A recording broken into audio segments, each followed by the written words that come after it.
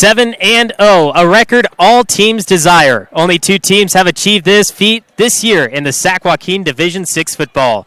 One of those teams being the Summerville Bears. Tonight in Calaveras, the Bears attempt to protect their perfect record and ground the Redhawks for the second straight year. Motherlode League play is back on NorCal Sports TV.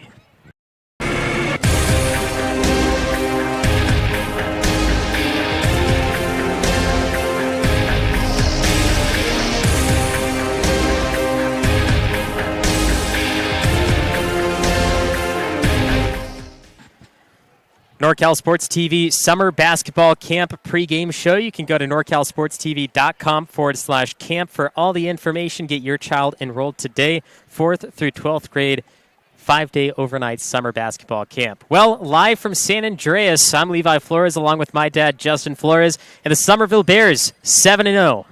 Friday night lights, baby. Usually by now we're sitting with coats, serapes, hot cocoa in hand. Instead, we're eating tacos and ice-cold Coca-Colas or soft drinks just to stay cool because it's hot in October, and everybody's out there wearing short sleeves as if it's summertime, early August football.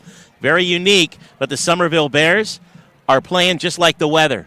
They're hot, baby. They are hot, and they've been excited and waiting for this one with only 3 weeks left in the regular season. They got to take each game as it is. Don't let any opponent, go by. They have to take everybody seriously, and there'd be nobody better who would like to knock them off their mantle of undefeatedness than the Redhawks of Calaveras High School, because in the past, this has been the school that has really given Summerville a run for their money. The matchup between Summerville and Calaveras through the past 18 years. Calaveras has won 16 of those 18 games, and one of the 2 wins for Summerville was last year. It was a 30-6 victory on October 22nd, so basically just one more week into the future there.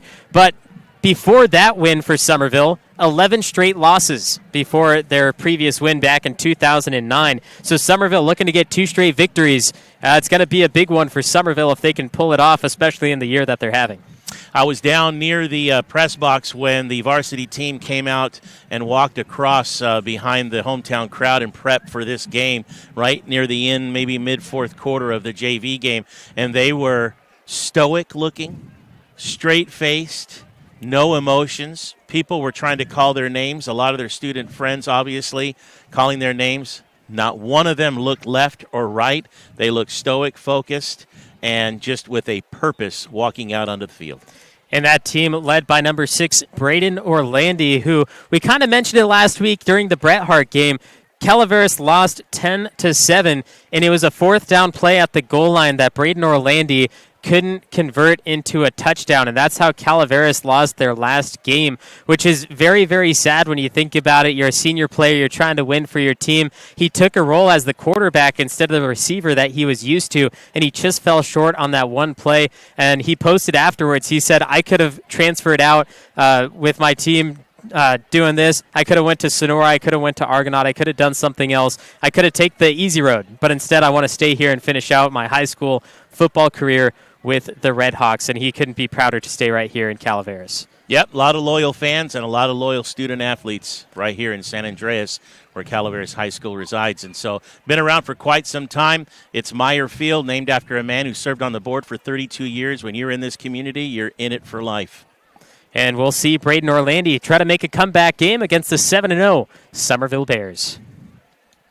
Graduate Robert Caldera started construction in Tuolumne County in 1984, was licensed in 1990, and has since been serving Tuolumne and Calaveras counties the past 25 years. He's now excited to have his son and Summerville graduate Chris Caldera join the team to help and eventually take over the family-run business. So whether you need a new home, remodel, deck, window replacement, or other project, large or small, please consider this locally owned and family-operated business. And go Bears! OurCaldera.com on Facebook and Instagram, too. Benton Roberson CPA's passion is helping people achieve business success and financial independence. While we certainly provide traditional accounting services such as tax preparation, payroll, and bookkeeping, we also offer a variety of advisory services to help with business planning, Social Security decisions, income and asset growth, tax efficiency, and much more. Benton Roberson CPAs is here to help our clients achieve their goals through a generational relationship and wealth building. We hope to see you soon. Hello, Bears fans. The Bears Quarterback Club is excited to help bring you Bears football live streamed into your home or your device. Enjoy all the Bears football action on this TV quality broadcast. This is our way of saying thank you to the Bears community for all the support through the years. On behalf of the Bears Quarterback Club, thank you for watching and supporting Bears football. Enjoy the game.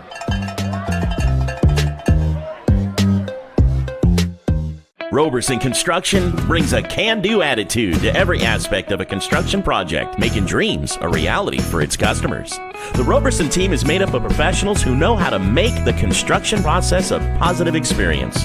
Roberson Construction focuses on quality and integrity to maximize results and minimize stress. Whatever your construction needs, a remodel, new home, commercial project, consider Roberson Construction. You can find us locally and on Facebook or Instagram. We look forward to listening to you.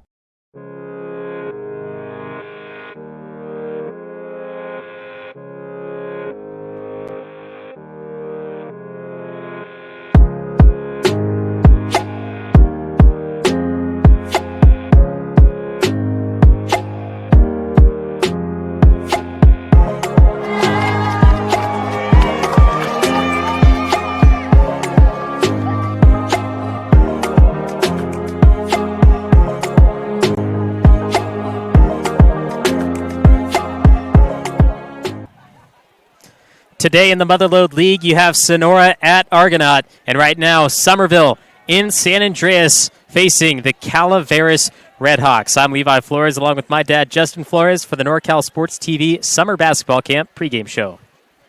Going to be an incredible game. I'm really looking forward to this one. Even though they have a 1-6 record, the Calaveras Redhawks in their rebuilding stage been struggling a little bit. But there are certain teams that they will play.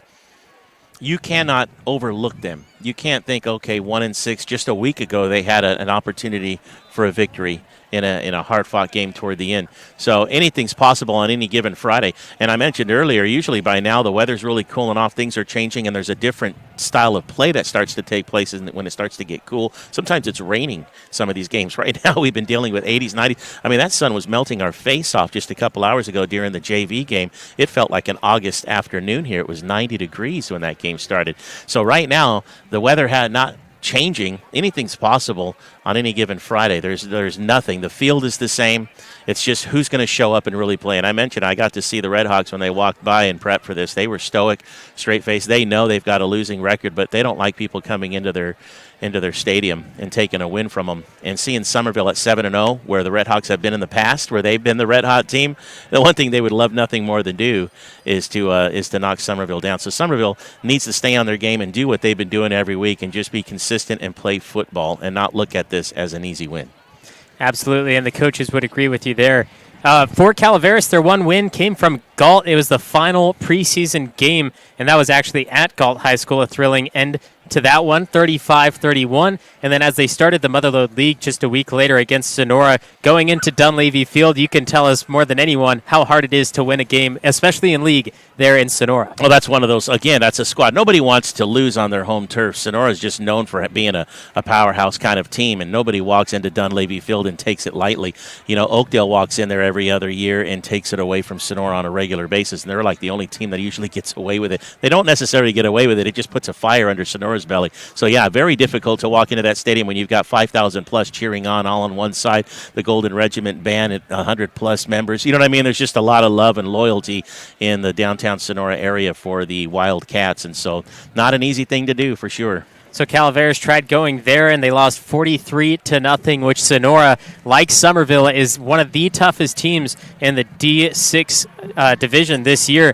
Sonora is number 2, Summerville is number 3, and Sutter is actually number 1, which is the other school I mentioned in the intro that actually has a perfect record still. They're actually 8-0 with an extra victory there. Summerville 7-0, Sonora losing to Oakdale at Dunleavy Field early on in overtime. Calaveras, after that Sonora game, lost, like I said, to Argonaut 10-7, and now it's tonight as they go second to last league match. One of the things each team's going to have to look to, especially with the winning records, and they start to eyeball postseason. If you're coaching like Leveros and Brian Craig, they're not even thinking about the postseason. They're looking at each individual week, getting through the season, winning the league, the Motherlode League. That's their goal. That's their focus. But they have to take each opponent by each week. And the one thing they don't want to do is have injuries. So the teams need to stay conditioned, focused, hydrated because of the heat, and healthy. No risks. Back in a moment with more of the NorCal Sports TV Summer Basketball Camp pregame show. Our Tree Service is a local family-owned and operated business specializing in meeting fire clearance requirements, hazardous tree removal, and emergency jobs. With over 20 years experience, our employees are safe, knowledgeable, and professional. Voted 2021's Best of 209 by 209 Multimedia, we're happy to provide our customers with quality work at affordable rates. Proud to offer discounts to veterans. Call today to schedule your free estimate. 209-559-0124. Scott Berner, financial representative of Thrivent, helping you with your insurance and retirement needs. 209-371-9362. Scott Berner, financial representative of Thrivent, helping you with your insurance and retirement needs. 209-371-9362. Hey Bears fans, Sindelar Plumbing, a local family-owned business, is proud to support tonight's Bears football broadcast.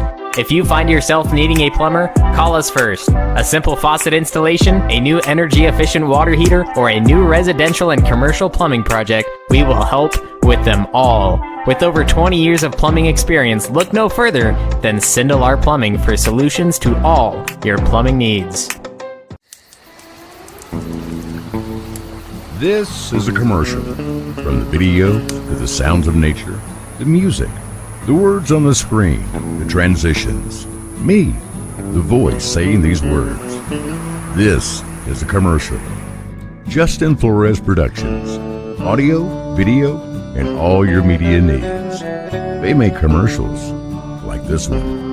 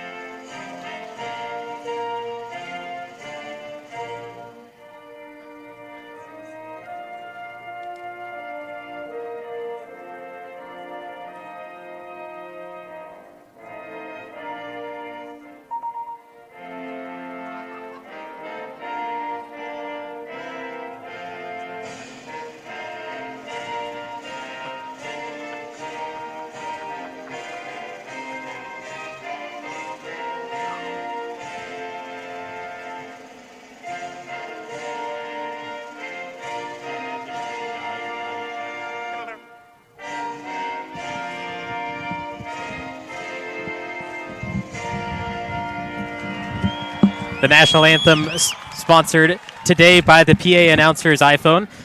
Summerville coming into this one, the perfect record, like we've mentioned all night and throughout the season. They've had a few thrilling victories, including against Dos Palos in the second game of the season. They traveled out there and won 34-28 against a highly rated D5 school, and another big victory for them was against Houston, 23-14 on the Huskies' home turf as well. Two of the biggest ones, and then I have it starred but not highlighted, Stone Ridge Christian, who's up-and-coming football team. They play D7, and some of those D7 schools, it's all about the size of the school in itself. They don't have a lot of people that go there, but the football players that they have obviously make a difference on the football field. They can do what we call recruiting. Yeah, absolutely. Private schools can reach out to players and try to get them to come play for them. You know, may not be able to pay them, but they can do that kind of thing. And then after that, they started Motherlode League play with a forfeit win against Amador. Sad to see that team not be able to play. And then last week against Bret Hart, a 47-0 victory. We'll mention that throughout the game today. Go back and watch that anytime on NorCal Sports TV's YouTube page, norcalsportstv.com. If you haven't subscribed to the NorCal Sports TV YouTube page, you could do so now. Hit that bell to receive notifications anytime there's a live stream. There's two other live stream football games live on NorCal Sports TV as we speak. Looks like already an equipment malfunction for Calaveras. If I'm not mistaken, he was wearing a knee brace. And when you wear a knee brace, you have to have it underneath the padding and not actually exposed. So he's going to have to go off the field and replace him.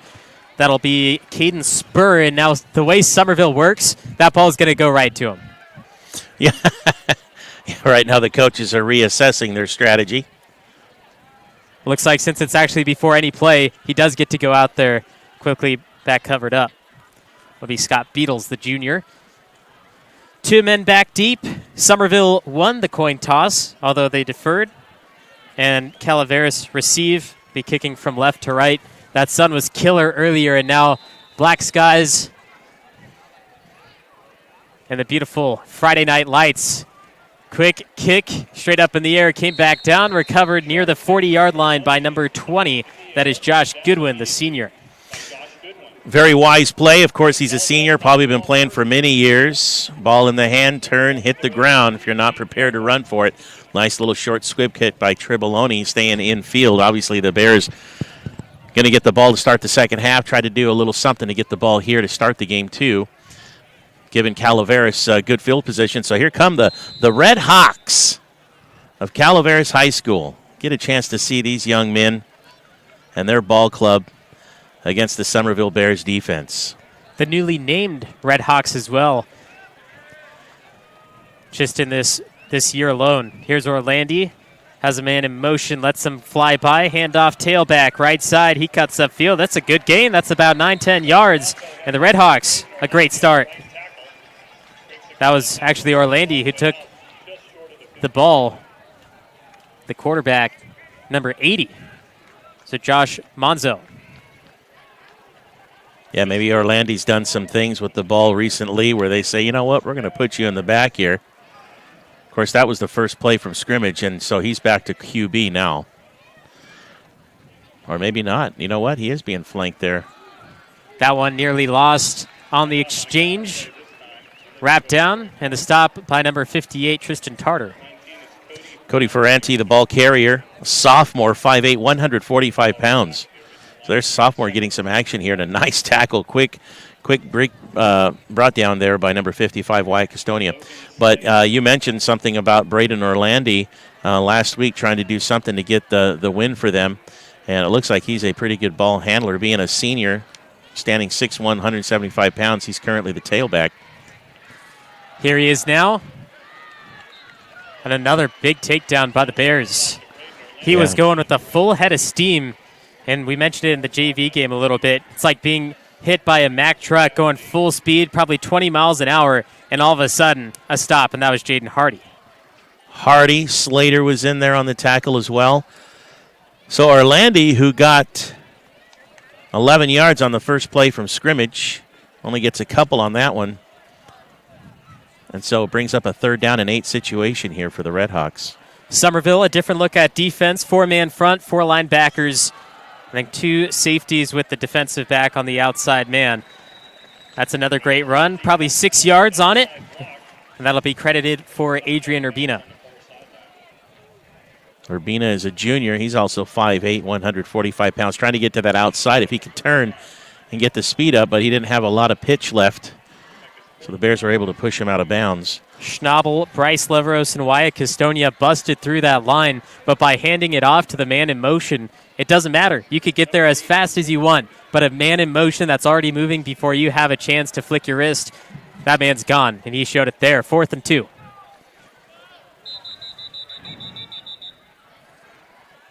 Referee calls his time. They're going to send a man off the field. And they're going to have to replace him. That's 33, Jake Robinson, the senior, labeled as the kicker going off. And in his place is number 19, Cody Ferrante, who has already touched the ball once. Monzo, man in motion, snap, handoff, tailback. It's Orlandi. He hits the line. He tries cutting upfield, and he gets enough for the first. On 4th and 2, the first down. Converting a 4th down. Giving it to the big man. They're gonna rely on him a lot tonight, as you can already tell. Already getting a lot of touches. Timeout called by the Red Hawks, slowly marching down the field.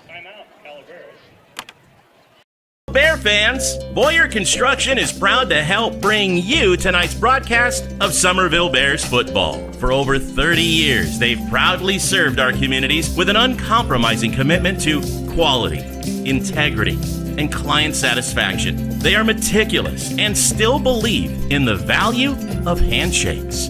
And they ensure that you get the experience you deserve. Thank you for watching and supporting Bears football. Enjoy the game. Sierra Pacific is proud to support Summerville Bears football. At Sierra Pacific Industries, we understand our greatest strength is the people who choose to build a career with us. We offer many opportunities for personal and professional growth, from entry level to skilled trades, from truck drivers to sales managers, from foresters to engineers. Become one of our valued team members as part of a growing third-generation family-owned forest products company. The referees talking about what happened on the field. The Calaveras coach is walking out there, and the referee's not liking this. But what happened, it was 4th and 2. Calaveras looked to move the ball, but by the way the ball is spotted right now, the chain gain hasn't moved or anything. And this Calaveras coach has to be careful with not getting an unsportsmanlike conduct penalty and throwing out. It's the last thing you want. But they're going to bring out the chains. Like I said, it was 4th and 2. He moved forward. I thought he got it by 1.5 yards. But by the spot of the ball itself, here's that play. He needed to get to the 41. And he's obviously down. The ball should have been marked inside the 40, actually, probably somewhere between the 39 and 40, and they marked him at the 41. So if they don't get this, I mean, I'd hate to say it, but it's just a really bad ball mark. Oh, they gave it to him by the nose of a football, so the ball don't lie. I mean, literally, it was the nose of the football. That's what they needed, as the replay shows. So Calaveras doing something that we should obviously see against a team like Summerville. This is what the Red Hawks are known to do. They're going to come in, and what we've seen so far is Braden Orlandi not taking the snaps, rather being a ball runner in the tailback position. And let's hope the Summerville coaches make the quick adjustments to stop him, because this is maybe a team they haven't seen before. Orlandi? I mean, he's running off the line of scrimmage and getting 5 yards. He simply dove. He got tripped up at the line of scrimmage, and he ended up getting, what are they going to give him, a 4-yard pickup there. I mean, look at here on the scoop. I mean, he literally launched from the line of scrimmage and just launched for 4 yards on first down. What a shot there by our camera operator, Becky. 2nd and about 7. And it's a slow-running offense that the Red Hawks have. You can tell just by how much time it's being taken off and by the run game a few yards at a time, similar to what we saw at Stone Ridge Christian. That was Kyle Curran getting the tackle there. But Stone Ridge Christian, they gave Summerville a run for their money, and their offense was only designed to get 3 or 4 yards. But with that, it was a Coxbox offense where you went straight up the middle every time, but there is 3 different options. Here with Calaveras, you'll have a split back, you'll have the tailback, man in motion, and it's a lot different situation for the defense because you have to go a lot farther outside instead of just driving in the middle. That's right. And Orlandi right now, he's a seasoned player. Look at this. I mean, he may have just got the first down. It looked like he did from our angle. And if he's going to do this and get 3 or 4 yards on every run, if he stays healthy through this game, this could be the deal breaker for Calaveras, because this is a situation we hadn't seen before. You were talking about him in the pregame a little bit. He was the game player that could have won it for them last week. He was known to be their quarterback. And the referees spot the ball in a place where they have to bring out the chain gain again.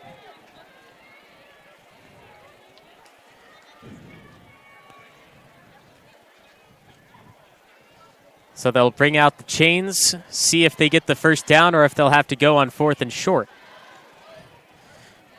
I'd like to make a shout out to our friend and former NorCal Sports TV employee Taylor Rector and Sam Segerstrom. Thanks for watching Summerville Bear football on NorCal Sports TV. Cody Machado and his dad Brian watching. I know Brian's in Turlock. Brother, we're thinking of you. And, of course, Cody in Tuolumne, the Cody Monster, the beat man. He's got his eyes on watching on YouTube. He wanted to come to the game. He made it sound like on the Facebook Messenger he was really bummed. But, hey, Cody, the next 2 weeks, Summerville is going to be at home, buddy. So you'll be able to come to Summerville High School and watch the games the next 2 weeks. Make sure you show up for that as well. Thorstead Field against Argonaut next week, and then against Sonora. If we have 0 viewers on the Sonora-Summerville game, just so that we could have every single Tuolumne citizen there. We want family and friends from around the world on the YouTube stream. Exactly. Everybody else local needs to be at the game. So the ball marked short. It's 4th and inches, and they're going to be in the gun here with 2 backs. Run the clock at 8:35. And here's to keep them moving offensively. Handoff. Hit in the back, and this is going to be close. And a flag comes late. The JV game, Summerville Bears parents and fans very upset with some of the play calls. And we've already had a few that have held up the game just by bringing the ball out. And there's a face mask penalty against Summerville. This is going to be Orlando's night. I didn't see any face mask there. Can we slow that down, get another look? So with the face mask penalty, whether he got it or not, they're going to move the chains just because of the penalty. Let's see, face mask penalty by chance. I still didn't see anything, but that flag flew in way late, so I'm wondering what they saw. It's 1st and 10 from the 25 for the Calaveras Redhawks, looking to take a lead on Summerville. Not many teams have done that. 10th play of the drive for the Redhawks, starting from their 39, converting 2 4th-down conversions this series. Oh, Logan Slater took him down there, but the pass was complete. Another nice gain for them from number 2, Braden Brim. Another senior and a quick pass. Man, that was just waiting for him. They're going to give him that middle stuff, but, man, he got 8 yards on 1st down, and that's the first time they've thrown and they strike. So right now, Red Hawks are red hot. Josh Manzo, we don't have any stats on him, but he's currently taking the snaps for Calaveras. And the game makers are running the ball and catching the ball. Rye Atkins pointing at the man in motion. Here's a run up the middle. He got some nice yards, and I believe that is Kai Elkins tackling down number 32, Caden Spur. Caden Spur is a young man, sophomore.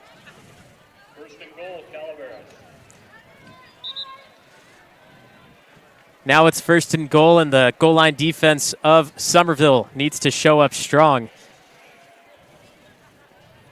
Trying to remember the last time an opponent had the ball to start the game and to march it down, as Calaveras is currently doing against Summerville. I believe Stone Ridge Christian actually scored the first touchdown of the game during homecoming. That's right. Gosh, it seems so long ago, homecoming, you know?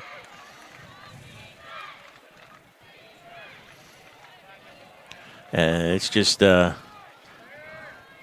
nice little play over the right guard, Orlando, putting him within the goal here.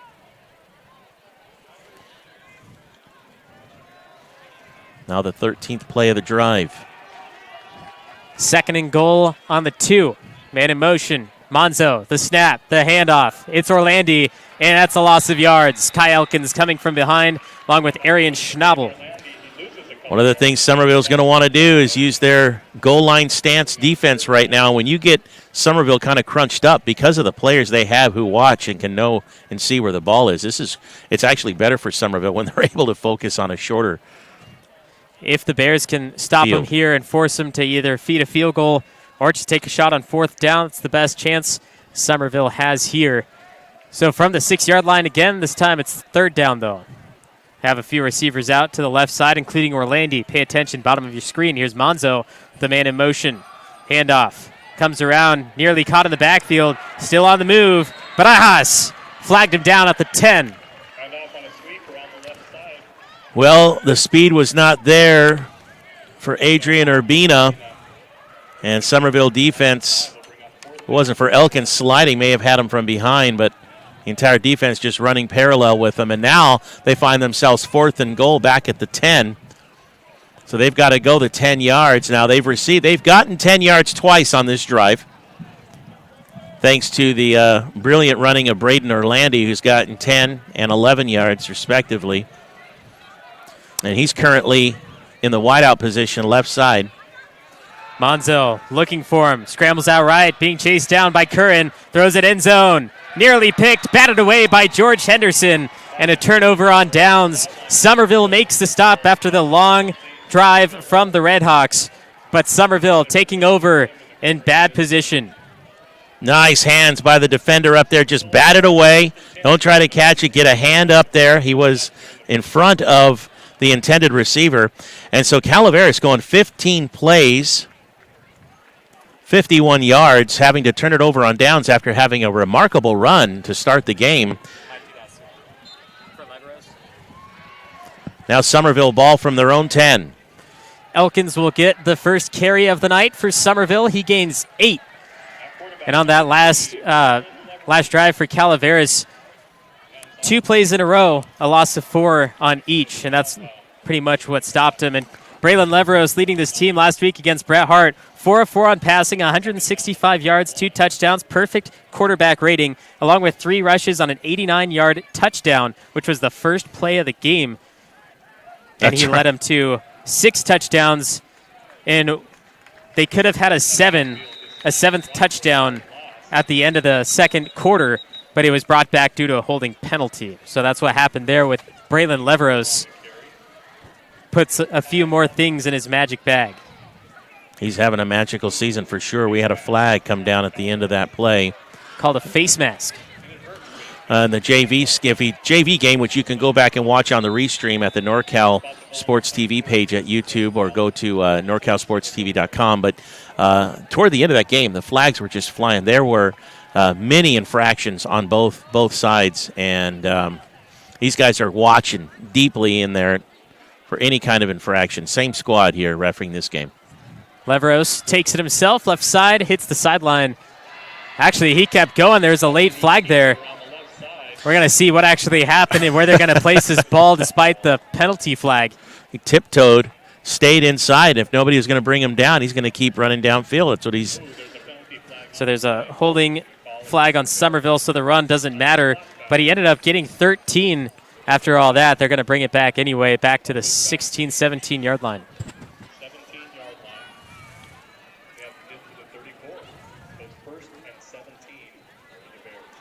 Goes one way for them, then it comes right back. Luckily, it's still first down. They have a lot to work with.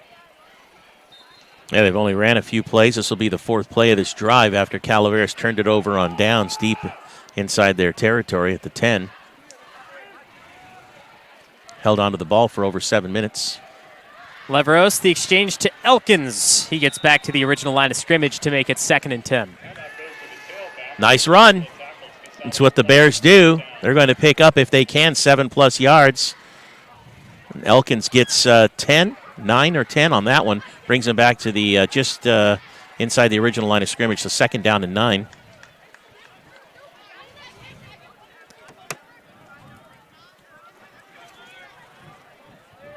Still a lot of room to go.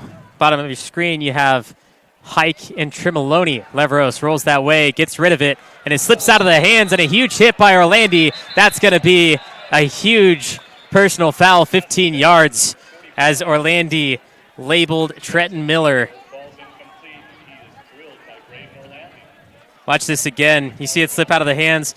3 seconds. I mean, I want Orlandi to stay in this game, especially as the senior season, but by the referee rules, that could be means for an ejection. No kidding.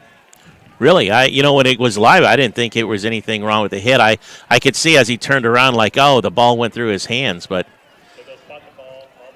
that's just my opinion, and my opinion is worthless. I just don't want anybody to get hurt. We mentioned at the very beginning, one thing we need to do is keep everybody healthy. Summerville, obviously, from our standpoint, going into the postseason, they just want to get past this game and get a victory. Orlandi wants to stay healthy as well because he's currently their game player. The flags move on the Redhawks side, so that's going to be a free few yards. And in high school football, we've seen this season, whether it's on the defense or not, they don't allow the play to go on, because usually if it's defensive, they allow it to be a free play to the offense just in case they get more than the 5 yards because of the penalty. And it looked like Leveros had a nice big gaping hole that he could have got through, but no, they're going to stop it here. 1st and 5. The pistol, Leveros to Elkins. Elkins gets up, stands up, hits off the blocker, breaks free inside the 30, and finally taken down at the 25-yard line. Kai Elkins remains undefeated against the defense. So Kai Elkins not the magic man, only Leveros? Man, he was hit just inside the line. Here's the hit. Bam. Actually, he got about 5 yards for his hit, but they didn't wrap him up. Matter of fact, the defender hit the deck, and then an attempted strip. But 25, what did he get, 25 yards on that run? Just about 25 yards. They were at the 50, and then the ball's marked literally at the 25. So 25-yard gain on that run for Elkins and the Bears. And their 8th play of this drive now coming up. They started back at their 10. 8 plays. What's wrong with them? Last week against Bret Hart, the first 3 offensive plays for Summerville were all 3 touchdowns. Want to go back and watch those highlights. It was Austin Hike who got a carry. Not necessarily used that much as a running back until Kai Elkins gets tired, or if they have that big advantage, they put in some secondary players. But last week, Hike had only 2 rushes, but he did get 82 yards and 2 rushing touchdowns through those 2 rushes. Hike got a nice 4 yards on that run for the Bears, protecting the ball, and, yeah, having a good game last week. Hike stays in.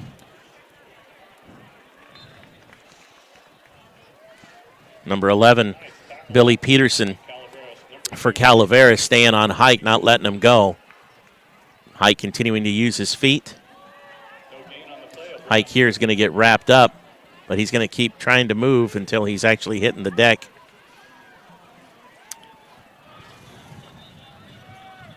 Elkins back in the game. And it's 3rd and 6. An interesting spot. It's quite a bit of distance for a run, but not necessarily means for a pass. Here's Leveros following behind Elkins. Takes the block, cuts up.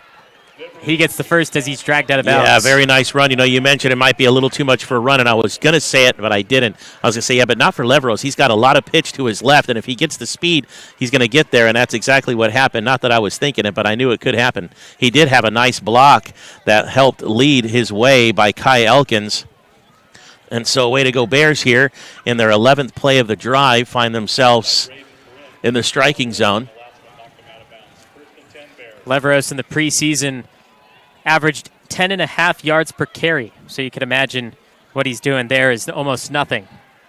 Play action. It's back to Miller, and it's incomplete. Second time they've been to Trenton Miller. Yeah, he wants that one back.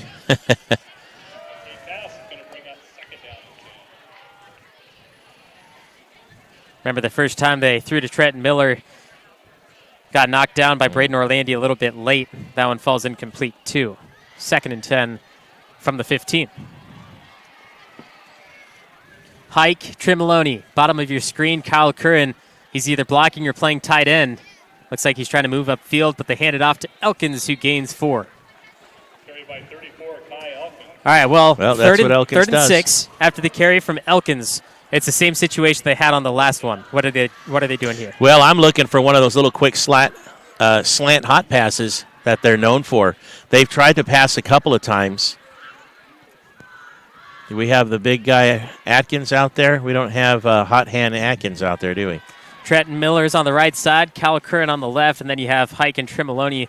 Yeah, it's either going to be Elkins or a fake, and Leveros going to take it. Leveros rolling, looking for a receiver, nearly dragged down, throws it last second, and slipping down to the ground is Austin Hike, who couldn't complete the reception. It's 4th down. Leveros with the eyes. Let me show you something here on this replay because I know Deion's going to show it. Watch the speed of Leveros. Here he is here. The minute he's in a little trouble, whoop, he puts on the afterburners. He can take off. Had he kept going, my goodness, he may have actually picked up the first down, but he saw Hike down in there, unfortunately. But do you see the speed of Leveros? You see how he can run. And that, if you get that speed going to the outside in high school football, that's the magic key. I just love that about Leveros. He has just been on key since we got to meet him before the season began and hang out with him for a little bit and hear his heart for football and his love for the sport. Oh, no, and they actually got the hard count.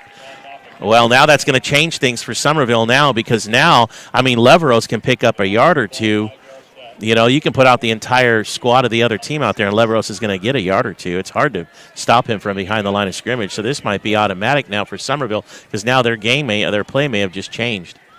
I mean, 2 yards, give it to Elkins, any one of the running backs, Leveros.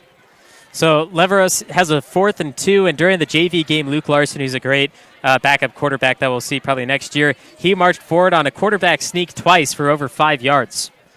Leveros follows Elkins. He definitely gets it. Look at the speed. 5. Yes. Look at the got speed. The edge. Got the touchdown.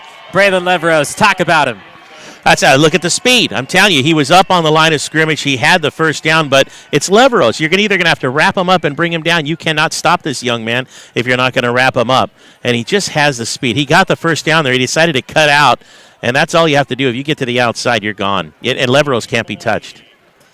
And Dean Tremoloni last week, 5 of 6 on extra points and missed the one and only field goal. I went wide at the end of the second quarter, but this time it's through the uprights and a 7-0 score. The Bears lead. Hello Bears fans, Black Oak Casino Resort is very proud to help bring you tonight's live streaming of the Summerville Bears football game. If you haven't been to Black Oak Casino Resort recently, now is the time to come by and check us out. Whether you enjoy the entertainment at Willow Creek Lounge, the 5-star RV park, the beautiful Black Oak Hotel and Conference Center, the bowling alley and family fun center, all the games our casino offers, or the fine dining at Seven Sisters Restaurant, it's all there waiting for you. Thank you for watching and supporting Bears football. Enjoy the game. Nate's Tree Service is here tonight to bring you Bears football. They specialize in comprehensive tree maintenance and removal. The skilled arborists and staff at Nate's Tree Service have over 30 years experience serving residential and commercial clients in Amador, Calaveras, Tuolumne, and Mariposa counties. They bring their unique understanding of the trees of the western slope of the Sierra to a wide range of tasks related to tree health, maintenance, and removal. Last week, we awarded Austin Hike with our player of the game. And offensively, he had 2 rushes and 2 rushing touchdowns, 82 yards with a 70 rush long. But it wasn't just offensive that he did plays for. Defensively, I also have him labeled as the #1 defender of that game, having 3 tackles, an interception, and a fumble recovery. So it was well-earned what we said about Austin Hike being the player of the game. Here's Tremoloni launching it down the right sideline, and it's Orlandi, no other than Braden Orlandi, who will return.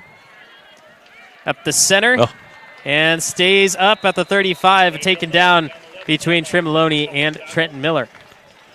Started from his 11. Nice run. I really like how he plays. I like his running ability. It's almost as if they switched jerseys and we have an extra Leveros out there. He looks upfield. He knows what he's looking at. Again, I mean, he's a senior. I don't know how many years he's been playing, but as a senior, you assume 4 years of high school football. Possibly he was one of the junior, Red Hawks back in the day. And, at 6'1", 100 and what do we have him at, 175? I mean, he's just... Now look at this offense. built. Orlandi, top of the screen against Rye Atkins. I think they went back to the run game. I mean, it looks like that's what Calaveras is going to do. They're doing something you hadn't seen before. And Summerville's just going to have to put somebody on him as a spy. And that is the end of the first. The Bears lead 7-0 after a thrilling first quarter.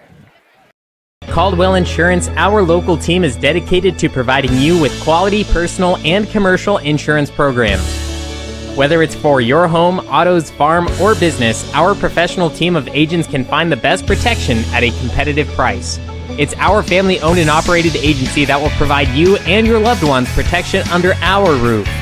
Give us a call at 209-532-5102 or visit our website at caldwell-insurance.com. Visit Tuolumne County's proud to bring you tonight's broadcast of Summerville Bears football. As the official tourism bureau of Tuolumne County, California, their mission is to enhance economic growth by increasing tourism to Tuolumne County. VTC invites visitors to experience iconic Yosemite explorations, authentic California gold country discoveries, and unforgettable High Sierra outdoor adventures. You can enjoy endless outdoor recreation, state and local parks, sightseeing, stargazing, history, shopping, wine and cider tastings, relaxation, and more. 7-0, the Summerville Bears lead the Calaveras Red Hawks in San Andreas. Levi Flores, Justin Flores, rest of our NorCal Sports TV crew bringing you this game basically last minute. We just got approval for this, and I'm glad to be here and joining you.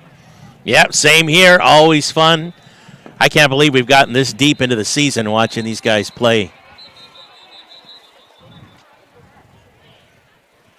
Of course, the crew, we got Claude the Bod, the big cam up on top doing a fabulous job.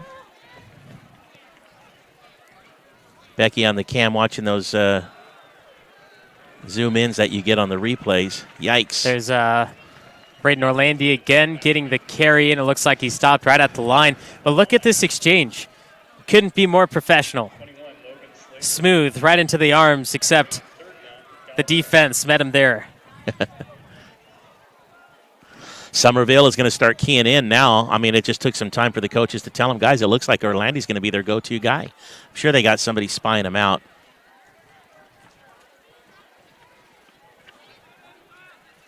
You said something about Summerville going to a different style of defense as well. They might be adjusting to handle Orlandi. Although, look at here. I mean, they knew it was almost like they knew he was going to get it. And kudos to the Calaveras offensive line, too, opening up room for Orlandi to even get through, because here it is as he follows behind his lead blocker. Even though he was tackled, he got the first down and a couple more. Monzo gets the call, meets up with his team. Already a minute off the clock in the second quarter, and it's 1st and 10 from the 50. You keep the ball on the ground, you're going to run a lot of the game clock off. The snap, a little high. Back to Orlandi. Tackle down from behind. That's Logan Slater. So the one thing we do know about Orlandi, he was also a quarterback, so they could also throw some razzle-dazzle out there where he gets the ball, stops, and then throws. That could happen at any time, too. So the one thing Summerville doesn't want to do is get comfortable thinking that Calaveras is just going to do the running game. But, you know, the Redhawks, in the past years, they were known as a smash-mouth football type of team where they're going to run a lot and they're going to take it to you straight up nose to nose. And so right now Calaveras has proven that, and with Orlandi, with most of the running skills, he can make that happen. Here's another run, number 32. That is Caden Spur. And, yeah, Calaveras has lost a little bit of size than they've had in the past years, but they're still playing that similar game with the run. Yeah, up the middle. Look at there. I mean, they had a wide open spot, and they're going to allow what they want is they want to get 3 or 4 yards. They want to wear you out. Those defensive linemen are going to get a lot of work. And if the linemen on the offensive side of Calaveras are well conditioned, better hope Summerville's just as conditioned, because they're going to keep going with that kind of game. The man in motion gets the snap, carries through, short of the first down marker. It's 4th and short, probably 4th and 3, but Adrian Urbina looks to be that secondary back. We've seen a lot of back and forth between other players, but if it's not Braden Orlandi, you really have to pay attention to that man, Urbina. Yeah, and he's normally a slot back position, but he's currently used to be in motion, which you don't, who's going to now. Orlandi's back in the game now. Probably got a nice little water break. Yeah, when you look at the rosters, most of the time you see WR, wide receiver, RB, running back, and QB, quarterback. But you never see an SB position, which is that slot back, and they actually have it labeled. Here's a snap to the punter, looks to throw it. That was Orlandi, just like you said, some razzle-dazzle, but it doesn't work out. You see it was 4th and 3. They've been getting the conversions running. This time, like you said, they looked like they were going to show punt. I don't know if anybody realized Orlandi was the one getting the ball. Maybe he's their normal punter. I don't know. But here he was, a chance showing his arm. He actually had a receiver open there, diving for it, but great defense by Summerville, and they turn it over on downs. 7 plays. They started from their 37. They turned it over at the Summerville 43.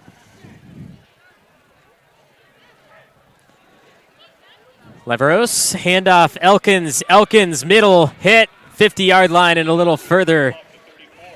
Less than 50 yards to go. And he lost a shoe. Look at that. Calaveras hit him so hard and knocked his shoe right off. Actually, a few weeks ago, Braylon Leveros scored a touchdown without a shoe as well. If you follow Summerville Bears football photos on Facebook and Instagram, they actually have a team photographer go back, look at all the pictures, because there's an amazing one down the sideline. Leveros, foot up in the air without a shoe on, and he scored a touchdown on that play, which was pretty impressive. Here's 2nd and short. Leveros takes it, trying to find Hike as the blocker. He gets hit and dragged back down. You're going to give Summerville an and inch. A flag. This might be not necessarily a late hit, but just continuing the play after the whistles. A lot of emotions when anytime other low league teams play. Calaveras and Sonora. And personal foul against Calaveras. That's exactly what it is. Sometimes it's hard. Nip it in the bud early. If there's 4 players trying to push and one doesn't stop, everyone goes with them. That's most likely what they called there. Of course, not only did they get the first down, we're going to move the chains quite a bit, and that just gave Summerville a huge advantage as they are now deep in Redhawks territory all the way to the 30. 15-yard penalty at the end of a 4-yard run. Bottom of your screen is Dean Trimoloni. Bryce Leveros, the other receiver. Snap, handoff, Elkins. Actually, excuse me, that's Austin Hike, and he's taken down at the 20. Hike still living off the high of being the player of the game from a week ago. Making moves and making plays. This is what's nice. When you have a depth chart that you have Elkins, you have Leveros, and then you have a Hike, you have a Tremoloni, you got an Atkins, you got names, you got people. The defense is going, I don't know who they're going to. Keep an eye on this, you know. Would you like the rest of the roster? Because you can name all of these guys. No, I know. It was just coming off my head because it's just the players that we've mentioned. It's not just the constant player over and over and over every week because the one or two players are making moves and making plays. You're getting plays from multiple players. I don't know what the referees are seeing out there with equipment malfunctions and why they're sending people off, but Braden Orlandi just went off to the sideline because of equipment malfunction. So that means Summerville has a real chance here from the 20. Elkins goes up and down after a 9-yard gain, 2nd and 1. I saw a player with some tape hanging off his elbow. I don't know who it was, but I've seen tape kind of just dangling off players, and it could be something simple as that. See, that takedown, it wasn't even the man who hit him initially. He carried an extra 5 yards, and I think that was 72, Jack Hammerstrom, who tried reeling him down, but he didn't get a full grasp of the jersey or the legs. 9-yard pickup. 2nd and 1, Leveros. Hand off Elkins. Elkins 5-4-3. Down at the 1. The Calaveras defense is looking defeated, trying to drag down Kai Elkins. And I think what they're seeing now is just a breakdown 1 and 2. as the Summerville linemen are just doing what they're supposed to do and what they're doing out there by holding on to the ball a little longer. I think Kai Elkins deserves this touchdown. What about you? Whether he gets it or not, that's a different story. There he is. Oh, and they're going to stop him, but there is a penalty flag flying in. I was going to say, one of the things it is doing is giving the Summerville defense a chance to catch their breath. That was thrown from the back judge, and here's the call. It's a chop block against Calaveras of all teams to call that against. A chop block defense. Oh, there it is. You see him diving down. Yeah. Bottom of your screen, that's number 55 that got hit, Wyatt Custonia, who's a big player. Very dangerous, so it's half the distance to the goal line and an automatic first. Yeah, you can really hurt somebody with that kind of play, and that's the one thing we don't need right now is injuries, especially to risky players doing risky things out there, especially to somebody who doesn't even have the ball, wasn't even near the ball. 7-man front for the Bears. Still a flag out on the field they didn't pick up. You know, I thought the same thing in the junior varsity game, but that's actually the point for soccer where you kick the extra points. And Braylon Leveros moved into the end zone on that play for a touchdown. That's the 2nd of the night. Sorry to throw off and take away from the quarterback keeper. 2-yard run. Leveros doing what he did a week ago, scoring the first 2 touchdowns. 8 plays, 57 yards for the Bears in the extra point here. Here's number 4. It's good. 14-0 in the second quarter. Back with more action next.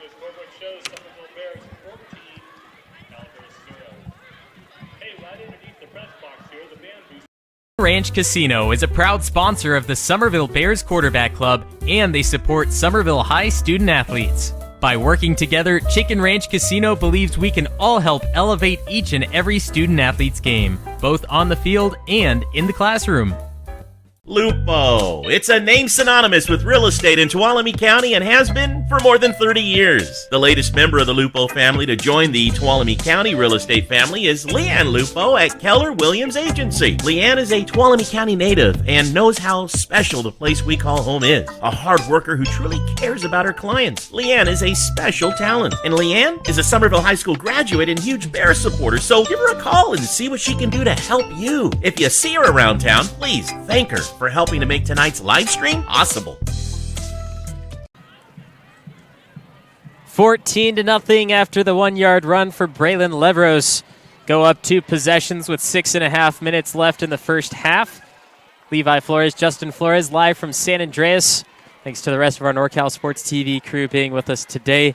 And you told me a hot take during the break, Braden Orlandi. Let's hear a little bit about him. You know, Orlandi's been a game changer for Calaveras just in this game alone, making some big runs. They almost had a score on their first drive. But because he's taken the handoffs and he's also the quarterback, or was a quarterback up until today, there is a possibility that we might see him take some handoffs, stop, and throw some halfback passes. This one drops down at the 21 and keeps going, a bare bounce, and well, he fell to the ground, and that means it stops there at the 10. So Calaveras has a long way to go and only 6.5 minutes to do so. I wouldn't be surprised Calaveras kind of tries to make that move. They want to do anything they can on their hometown field to give the hometown crowd something and to show Summerville that they have the ability to put the points on the board. And using Orlandi as a runner, it won't take long before they're going to use him as a thrower as well. But they got a long way to go. Their first drive started from their 39. Their second drive was from their 37. This drive is from their 10. He is awesome. So thank Guy Dossie for his support of Calaveras football. And check out his pictures of Calaveras Enterprise. There's the man in motion. They give it to him. Oh, my goodness. Taken down at the line by a bulk of Bears. Heard the clashing of the pads and the helmets. Watch Kyle this again Kern was the very first closely. to get him. 55, Wyatt Captain. Number 55, they're going to call for the initial. That's Wyatt Castonia. Well, it didn't look like it was as big of a tackle as it made it sound. Well, he hit the turn because he was in the run, and we've mentioned that before. When you're on the run, you hit a wall, especially like a Castonia, the Castonia wall. It's like a giant piece of masonry out there. Orlandi's on the run. Slater has got him down with a little help of Kyle Curran. It's a good spot on this one. Thanks, guys. Tackle by 21 was Logan. And the referee takes his time again. He's going to force Orlandi off the field again. He has that tape on his leg, and it looks like a And little his bit of arm, red. too. I don't know if he's got. Interesting. Knee pads. Some news from around the Motherlode League. Sonora Wildcats against the Argonaut Mustangs, 42-0 at the half. Argonaut on top, huh? No, Sonora, yeah. Well, Sonora continuing to do what they do in the Motherlode League. That's huge. 4th and 2 now for Calaveras. Caden Spur again on the run. Looks like they're actually bringing out the punting unit this time. That is not Orlandi. Back to punt. Barajas back to receive. The snap, the kick, gets it off clean. It's going to go past the 50-yard line, take a Red Hawk bounce. Keep moving inside the 40. My goodness, that went 50 yards and rolled for over 10. 35-yard line. Yeah. Wow. So a 3 and out for Calaveras. They want to give Summerville a chance to do something deep from their territory, though. Nothing close. Nice punt, though. We'll see the return of Braylon Leveros in the offense for Summerville. I'd like to thank all of our NorCal Sports TV sponsors. Make sure to check them out in the link below.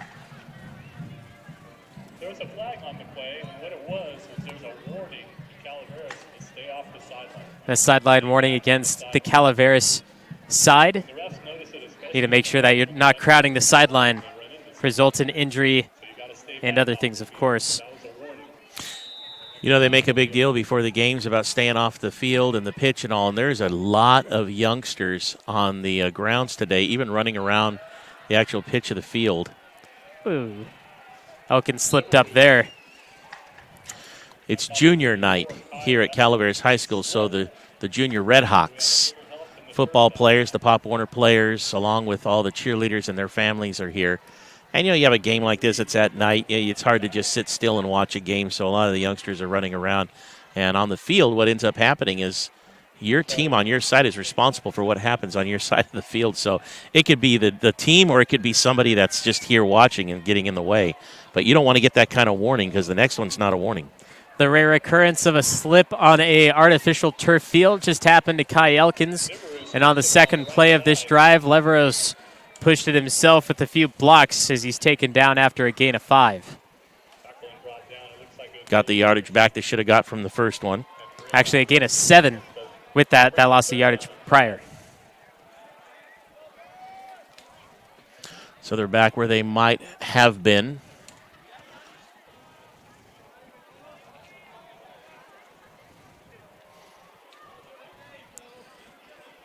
3rd and 5. The pistol. Leveros, Elkins, and there's some more movement. That's a free 5 yards and an automatic. First down. First down. There we That's go. the second time the hard count on Calaveras got caught. You know, Calaveras High School was one of the first in the Motherlode League in the area, actually, along the Highway 49 to get the $1 million field turf back in the day.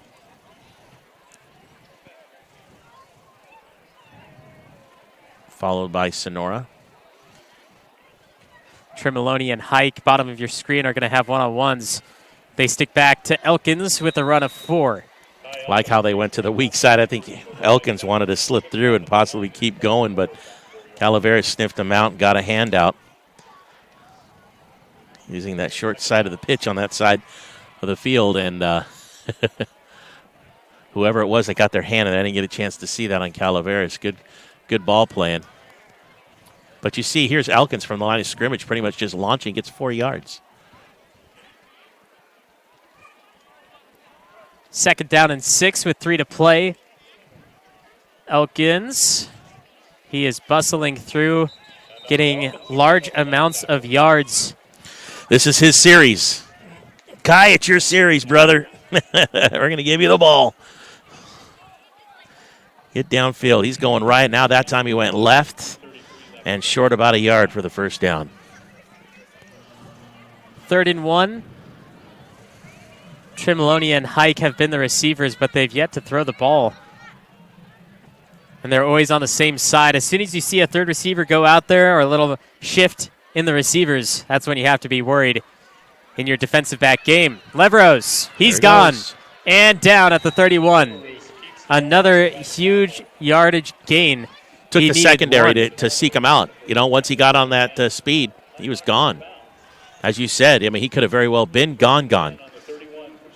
Once he hit on the outside, hit the speed, had one block. If it wasn't for that guy right there. That was Orlandi. Orlandi, of course, you know, and he's playing back as the safety. I mean, that's your secondary. That's the last line of defense. And I saw Leveros go over to the referee afterwards saying, hey, that was really low of a tackle. Please watch out for that because he doesn't want to get hurt. Of course. Elkins, another run. A windfall of takes for Kai Elkins. They're having a great series here, and now they're playing their 2-minute drill. They've got 1:39. The ball's run. The clock is running. They're 2 touchdowns up here, getting ready to go into halftime. They'd love nothing more to go up 3 touchdowns into the half. And a 2nd down and 3. They got 7 yards on that last run. Of course, before that, Leveros got him 10+. That put him in this position. So they've got maybe 2 plays left if they don't use any timeouts.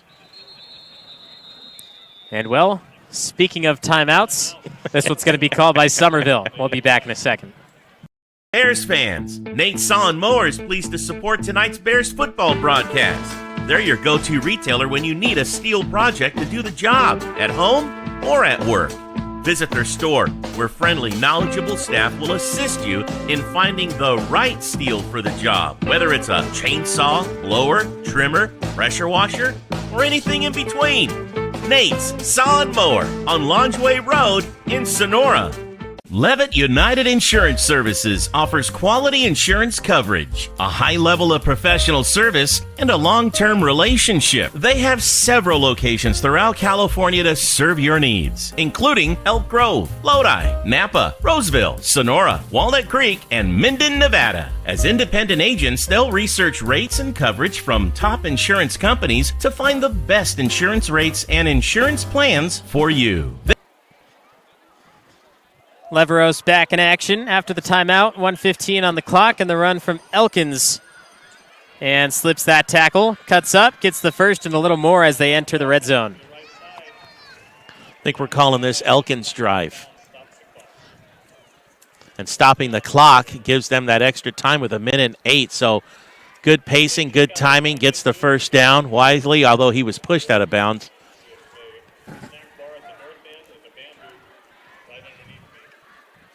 Leveros. Another Wow. 10-yard gain. Did you see the block? Was that Elkins, number 34? That gave him that block to give him that extra push for the first down? Yeah, look, he's going to take the lead. He's going to follow right to, yeah, it sure was. Boy, Leveros and Elkins currently working hand in hand here on this drive, and he was short by a yard. It looks like they're going to call another timeout, this time Calaveras. When you are looking for a custom home, Caldera Construction has you covered. From the shores of Lake Tolek to the mountain corridor of 108. We have been building custom homes in Tuolumne and Calaveras counties for over 20 years. Along with new home construction, we also do additions, decks, and remodels. You can find us on Facebook and Instagram at Robert Caldera Construction or our website at rcaldera.com. That's rcaldera.com. And of course, go Bears!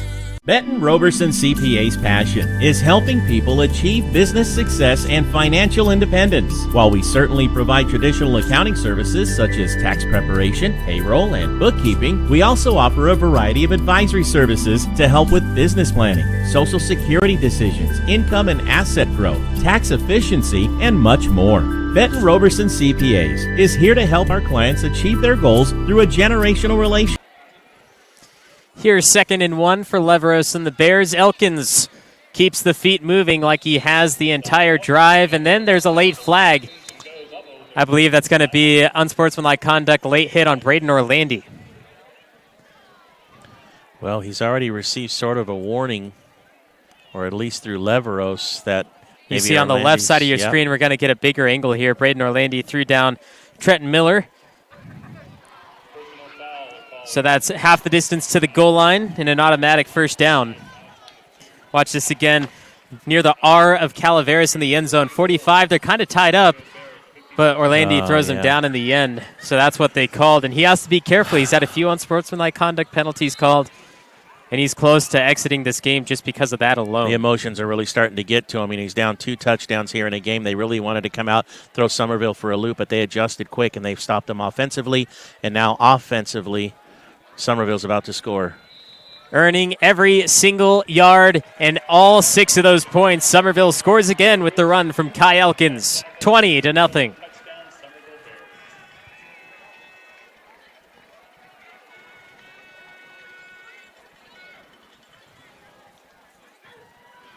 From the 6, and he pretty much did all the work on that 10-play, 65-yard drive for the Bears. Tremoloni to attempt the extra point. Nice place down, and it is no good, just off the side. 52 seconds left. When we come back, Calaveras gets the ball. Hello, Bears fans. The Bears Quarterback Club is excited to help bring you Bears football live streamed into your home or your device. Enjoy all the Bears football action on this TV quality broadcast. This is our way of saying thank you to the Bears community for all the support through the years. On behalf of the Bears Quarterback Club, thank you for watching and supporting Bears football. Enjoy the game.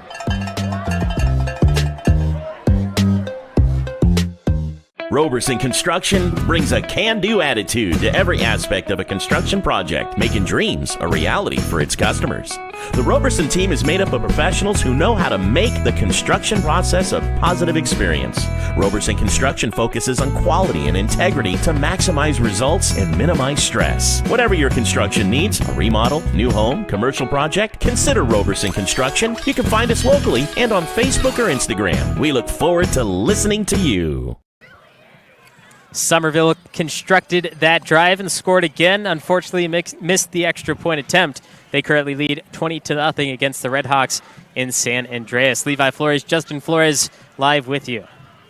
Calaveras get the ball and get 52 seconds to try to put something on the board before heading into the half. Highly emotional game already. Their top player already getting a few unsportsmanlike flags. Or at least flags thrown against him for plays that he probably should be refraining from. Another high-arcing kick fielded at the 18-yard line, and what's happening here? They're going to say he called for a fair catch, huh? Well, let's watch it again if we have that in our ability. That was Braden Orlandi. He put his... No, he didn't. I didn't see one prior. Unless he did before. Look, he's trying to figure out what happened. I mean, that's a... They're going to say he put his knee down? I don't know. He put his arm out, but he never waved. Yeah, he didn't wave. He put his knee. Oh, maybe they think he put his knee down. Did you see him? He kind of like was doing his lunges there. Very, although here on the replay we see his knee wasn't down. Very unfortunate for the Calaveras Redhawks, especially with 51 seconds. Every yard counts when you have the slow-running offense where might see some passes, and be aware of those defensive backs of Summerville because they might pick up something here. 1st and 10 from the 20 after that error. Fakes. Monzo rushed. Pass is complete. Schnabel running from behind. A face mask penalty will be called and assessed at the end of this one from the 35 and some extra yardage. Screen pass to Orlandi. All he had to do was take the pass, turn, and run. He had his blockers with him. Nice, well-designed play. Quick, cut Summerville off guard a little bit, but yeah, they reached in with a hand there. That was Kyle Curran picked up that penalty, so moved the ball some extra yards. And if you caught the Bears side of the field... Oh, they called an illegal shift. So offsetting penalties. Oh, unfortunate for Calaveras too, because they finally got something where they moved the ball a decent amount of yardage. If you saw the Summerville Bear fans on the opposite side of the field, a lot of them wearing black, and the cheerleaders have designated something for every game as a theme. And this week it's a blackout in San Andreas. And Summerville's obviously trying to black out the Redhawks and keep them scoreless. Last week they had like construction crews or something. Yes, construction. Red Heart, yeah. I'm excited to see what happens in that last game of the season against Sonora, what they decide to do there. Here's Monzo. Escapes the line. He's past the line of scrimmage, has to take it. Oh! Yeah, we don't need to get... You're taking a hit on the opposite side of the field near the Bear sideline. Never a good sign. That's where he had to go, and he picked up a decent amount, 5 yards. That was Kyle Curran and George Henderson combining on the tackle. Well, let's hope the blackout is only because of clothing, because the last thing we need is a real blackout. Get those too often. We shouldn't be talking about that. Here they are with the ball, the clock running, 5 seconds, 4 seconds. They may not even get the snap. Oh, they got barely the snap as time expired. Oh, and a huge sack. Jaden Hardy to end the half.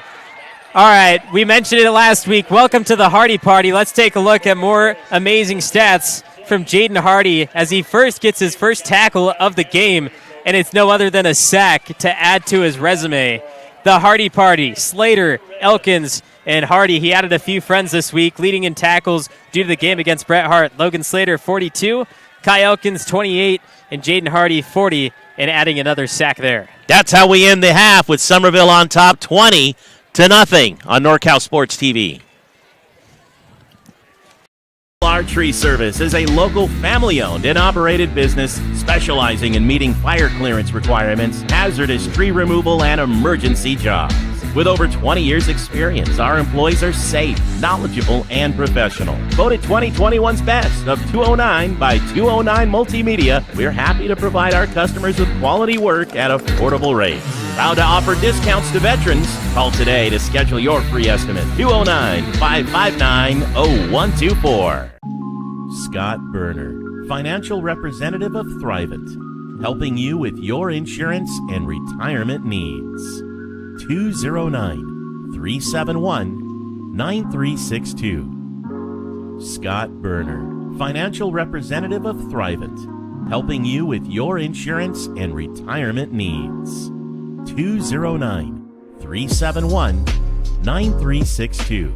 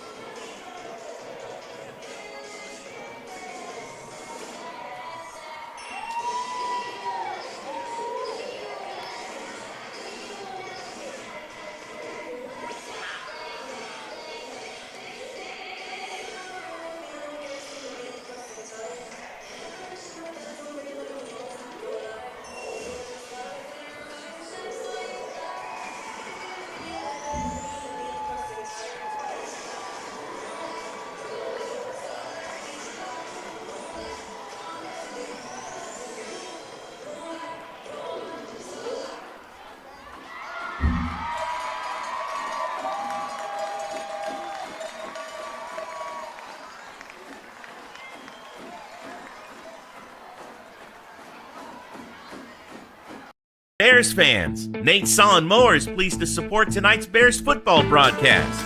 They're your go-to retailer when you need a steel project to do the job, at home or at work. Visit their store, where friendly, knowledgeable staff will assist you in finding the right steel for the job, whether it's a chainsaw, blower, trimmer, pressure washer, or anything in between. Nate's Saw Mower on Longeway Road in Sonora.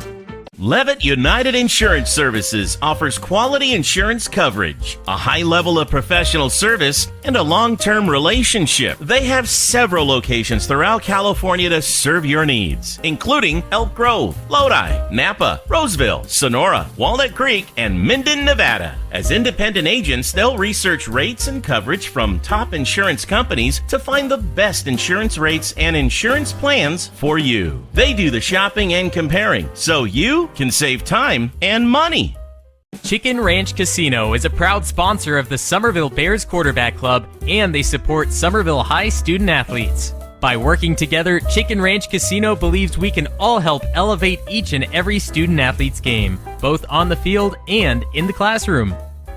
Lupo. It's a name synonymous with real estate in Tuolumne County and has been for more than 30 years. The latest member of the Lupo family to join the Tuolumne County real estate family is LeAnn Lupo at Keller Williams Agency. LeAnn is a Tuolumne County native and knows how special the place we call home is. A hard worker who truly cares about her clients. LeAnn is a special talent, and LeAnn is a Summerville High School graduate and huge Bear supporter, so give her a call and see what she can do to help you. If you see her around town, please thank her for helping to make tonight's live stream possible.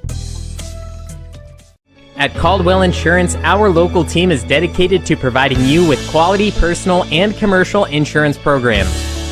Whether it's for your home, autos, farm, or business, our professional team of agents can find the best protection at a competitive price. It's our family-owned and operated agency that will provide you and your loved ones protection under our roof. Give us a call at 209-532-5102 or visit our website at caldwell-insurance.com. Visit Tuolumne County's proud to bring you tonight's broadcast of Summerville Bears football. As the official tourism bureau of Tuolumne County, California, their mission is to enhance economic growth by increasing tourism to Tuolumne County. VTC invites visitors to experience iconic Yosemite explorations, authentic California gold country discoveries, and unforgettable High Sierra outdoor adventures. You can enjoy endless outdoor recreation, state and local parks, sightseeing, stargazing, history, shopping, wine and cider tastings, relaxation, and more.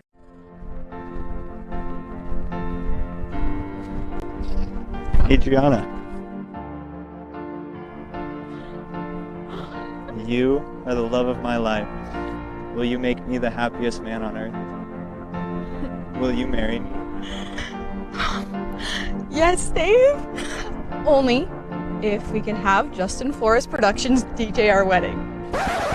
Justin Flores Productions?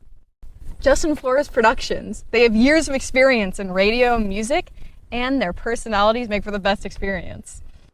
Do they offer any other services? Of course. Their slogan is audio, video, and all your media needs. Okay. Justin Flores Productions. Audio, video, and all your media needs. You're welcome, Dave. You're welcome. Hello, Bears fans! Black Oak Casino Resort is very proud to help bring you tonight's live streaming of the Summerville Bears football game. If you haven't been to Black Oak Casino Resort recently, now is the time to come by and check us out. Whether you enjoy the entertainment at Willow Creek Lounge, the 5-star RV park, the beautiful Black Oak Hotel and Conference Center, the bowling alley and family fun center, all the games our casino offers, or the fine dining at Seven Sisters Restaurant, it's all there waiting for you. Thank you for watching and supporting Bears football. Enjoy the game. Nate's Tree Service is here tonight to bring you Bears football. They specialize in comprehensive tree maintenance and removal. The skilled arborists and staff at Nate's Tree Service have over 30 years experience serving residential and commercial clients in Amador, Calaveras, Tuolumne, and Mariposa counties. They bring their unique understanding of the trees of the western slope of the Sierra to a wide range of tasks related to tree health, maintenance, and removal. Hello, Bear fans! Boyer Construction is proud to help bring you tonight's broadcast of Somerville Bears football. For over 30 years, they've proudly served our communities with an uncompromising commitment to quality, integrity, and client satisfaction. They are meticulous and still believe in the value of handshakes. And they ensure that you get the experience you deserve. Thank you for watching and supporting Bears football. Enjoy the game. Sierra Pacific is proud to support Somerville Bears football. At Sierra Pacific Industries, we understand our greatest strength is the people who choose to build a career with us. We offer many opportunities for personal and professional growth, from entry level to skilled trades, from truck drivers to sales managers, from foresters to engineers. Become one of our valued team members as part of a growing third-generation family-owned forest products company. When you are looking for a custom home, Caldera Construction has you covered. From the shores of Lake Tulloch to the mountain corridor of 108. We have been building custom homes in Tuolumne and Calaveras counties for over 20 years. Along with new home construction, we also do additions, decks, and remodels.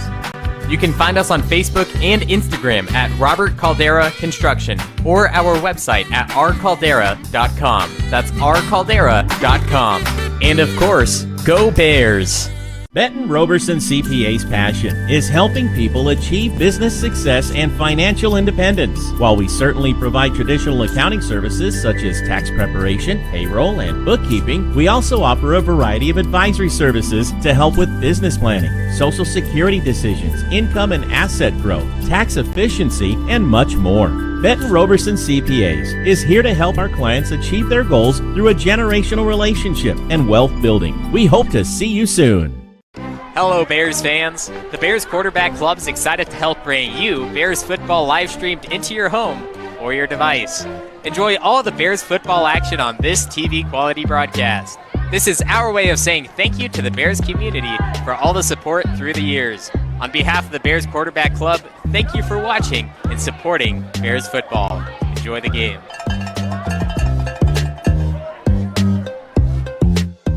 Roberson Construction brings a can-do attitude to every aspect of a construction project, making dreams a reality for its customers. The Roberson team is made up of professionals who know how to make the construction process a positive experience.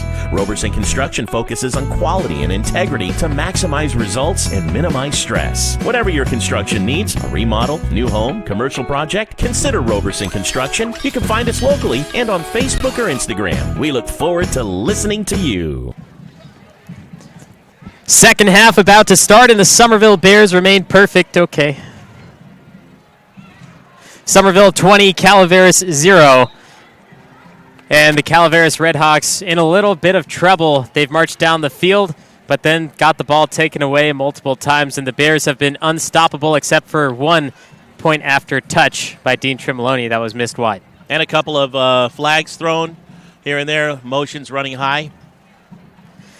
Calaveras' Braden Orlandi, who's been leading this team the entire season, has gotten himself in a little bit of hot water as well, just with unsportsmanlike penalties, late hits, and other things like that. But it seems like everything is going wrong for the Redhawks, despite playing just Somerville in general, who's the undefeated team. Calaveras has had some things happen in this game that probably shouldn't have been called, including a kick return that the referees thought he put his knee down, when in fact it wasn't. Yep, that was a tough one to watch, unfortunately, on the replay. Kai Elkins has done most of the work for Somerville, running the ball, take after take after take, getting multiple yards upon each carry. And, I mean, just through 2 quarters, he's going to be our player of the game unless something really special happens in the final 2. But, yeah, Kai Elkins, watch out for him. Braylon Leveros, of course, you can't miss him. And they haven't really thrown passes yet. They attempted 2 to Trenton Miller, who's a new receiver, targeting him, but they haven't gotten an actual reception yet through him. Somerville has had the ball, let's see here, a total of 3 times in the first half. Calaveras had it 4 times. That last time, of course, the sack to end the half. But Calaveras started on their 39 on their first drive. They went 15 plays and turned it over on downs inside the red zone. It was tough. And then Summerville, of course, went and scored after starting from their 10, took them 14 tries down the field. So each team has had the ball either deep in their territory or deep in the other's territory. Move the ball. Both teams have been able to move the ball. Summerville's just been fortunate to be able to finish off and get the ball in the end zone. We had a question during the half. Is Summerville High Bears in the playoffs? And yes, they do have the ability to go in after winning 5 games. Of course, they're 7-0 now, looking to go 8-0. They do have the means of that, but it's all up to the committee in the end. And, I mean, we know that they're going to make it just with the games that they have. But, yes, Summerville will go on, but it determines that final game against Sonora. If both teams go in perfect in league, of course, one of those teams will finally take a loss. That team that does lose will be in the D6 playoffs. The team that wins will go into D5 and face a much tougher division. Those divisions, the smaller the number, 4, 3, 2, 1, they say the bigger the schools. Not necessarily bigger the players, but the school sizes are considered in division play based on the number of students available in the schools. And so we just assume Summerville's in the playoffs and going to be playing. One of the best ways to find out on your own once the season is over after they play Sonora that last game of the season 2 weeks from tonight on the 28th, as a matter of fact, is to check out CIF. The CIF, it's CIFSJS.org.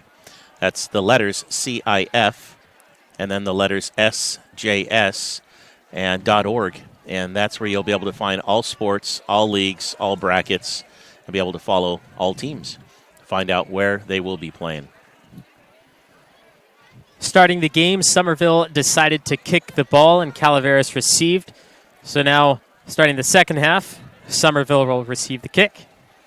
And at the end of that second quarter, we ended with Jaden Hardy, a sack, and a big one at that.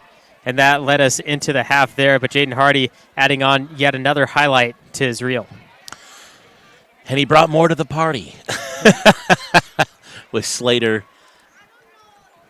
and Elkins along with him. They're having a fantastic season.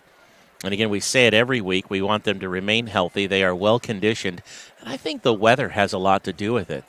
We haven't had the cold snap where the muscles respond differently when the weather gets cold. It is cooler in the evening hours. I mean, here it is 8:45 and temps are falling. But we have had just an incredible fall, summer-like conditions. We were in Nevada for the last couple of days, and in our attempt to come over Sonora Pass at the last minute, we found out was blocked due to a jackknifed rig. So we came over Highway 4. Caltrans is working and stopping traffic for up to a half hour at a time. So we had a dickens of a time coming over the passes. And there was a lot of cars, and the splashing of fall colors of the aspens, phenomenal. And, I mean, I said, here we are in middle October, and the roads are amazing. The drive was absolutely amazing. We're at the top of the passes, both Ebbett and Sonora Pass the last couple of days, and temps were in the 70s at the passes. This is 9,000 feet up. Here we are in Central California. We're still dealing with temps in the 70s in the middle of the day at the passes. So incredible conditions, and I think it's been helping our players because, like I said, the cold temps haven't hit us to the point where it's affecting the play. And we're off in the second, and this one's off the legs of Trenton Miller. And Calaveras seems to have this one, a wild start to the third quarter. It's how Summerville wanted to start the game. They attempted a short squib kick, which the player dropped straight to the ground. That, though, low, bounces right off the legs, as you mentioned. That's how it's designed to be. Wow, they couldn't have placed that in a better spot. I wonder if that kid plays soccer. That's exactly how you want that ball to bounce off that front man. You see, it just threw him off guard. He had no chance. That ball was coming too quick. Bounce off the legs like that. I mean, that thing bounced back 5 yards. So Calaveras gets a free possession in the second half, and this is where they can turn things around with Monzo and company. Here he is. The snap, handoff, Orlandi. He gets through one set, a second set, and keeps pushing forward as Schnabel will be credited with that. But there is a lot of whistles and a flag down at the 49, and it's against Calaveras. That's a hold and a 10-yard penalty. Man, that's a tough one because Orlandi had the run, wasn't stopping. They tried to kid him down to the feet. You have to wrap him up. Of course, he wanted a late hit on the sideline there. Didn't get that, but one of his players held and allowed him to get the extra yardage, I guess. It's a spot foul. Let's see where they put it. They're going to put it on the 40. So With Amador not having a team this year, Bret Hart was supposed to play him this week, but there's no game there in the other Motherlode League game between the Wildcats and the Mustangs. In the fourth quarter, Sonora leads 69-0. Wildcats on a rampage in the Motherlode League this year. Orlandi gets another good run. Not as many yards as the previous play, but trying to pick back up where he left off. The momentum drive on that kickoff, getting the ball off the bounce off the Summerville player. Put them in a momentum streak. That early flag brought them back. Now Orlandi's trying to get the momentum back up again. A second down and 15 situation here. They'll have Monzo in the gun. Flick out. Orlandi follows one blocker, splits a few backs, and he's going to the 30 and finally traced down by number 42, Riley Neves. Nice tackle by Needs. Orlandi getting his reps in. Nice first down, but boy, there's going to be a Summerville defender here that's going to get a talking to by Coach. That one right there, you got to wrap him up. Orlandi just blew right past him. Tried to step aside to wrap him up instead of use his body to stop him. But Orlandi, he's just a powerhouse, and he still has the energy and wants to run and do something here. He wants to put some points on the board for his team. Monzo with split backs, man in motion. Handoff. And I believe that's Schnabel who tracked him down. Caden Spur, the ball handler. Not a lot doing. And a nice tackle by Schnabel.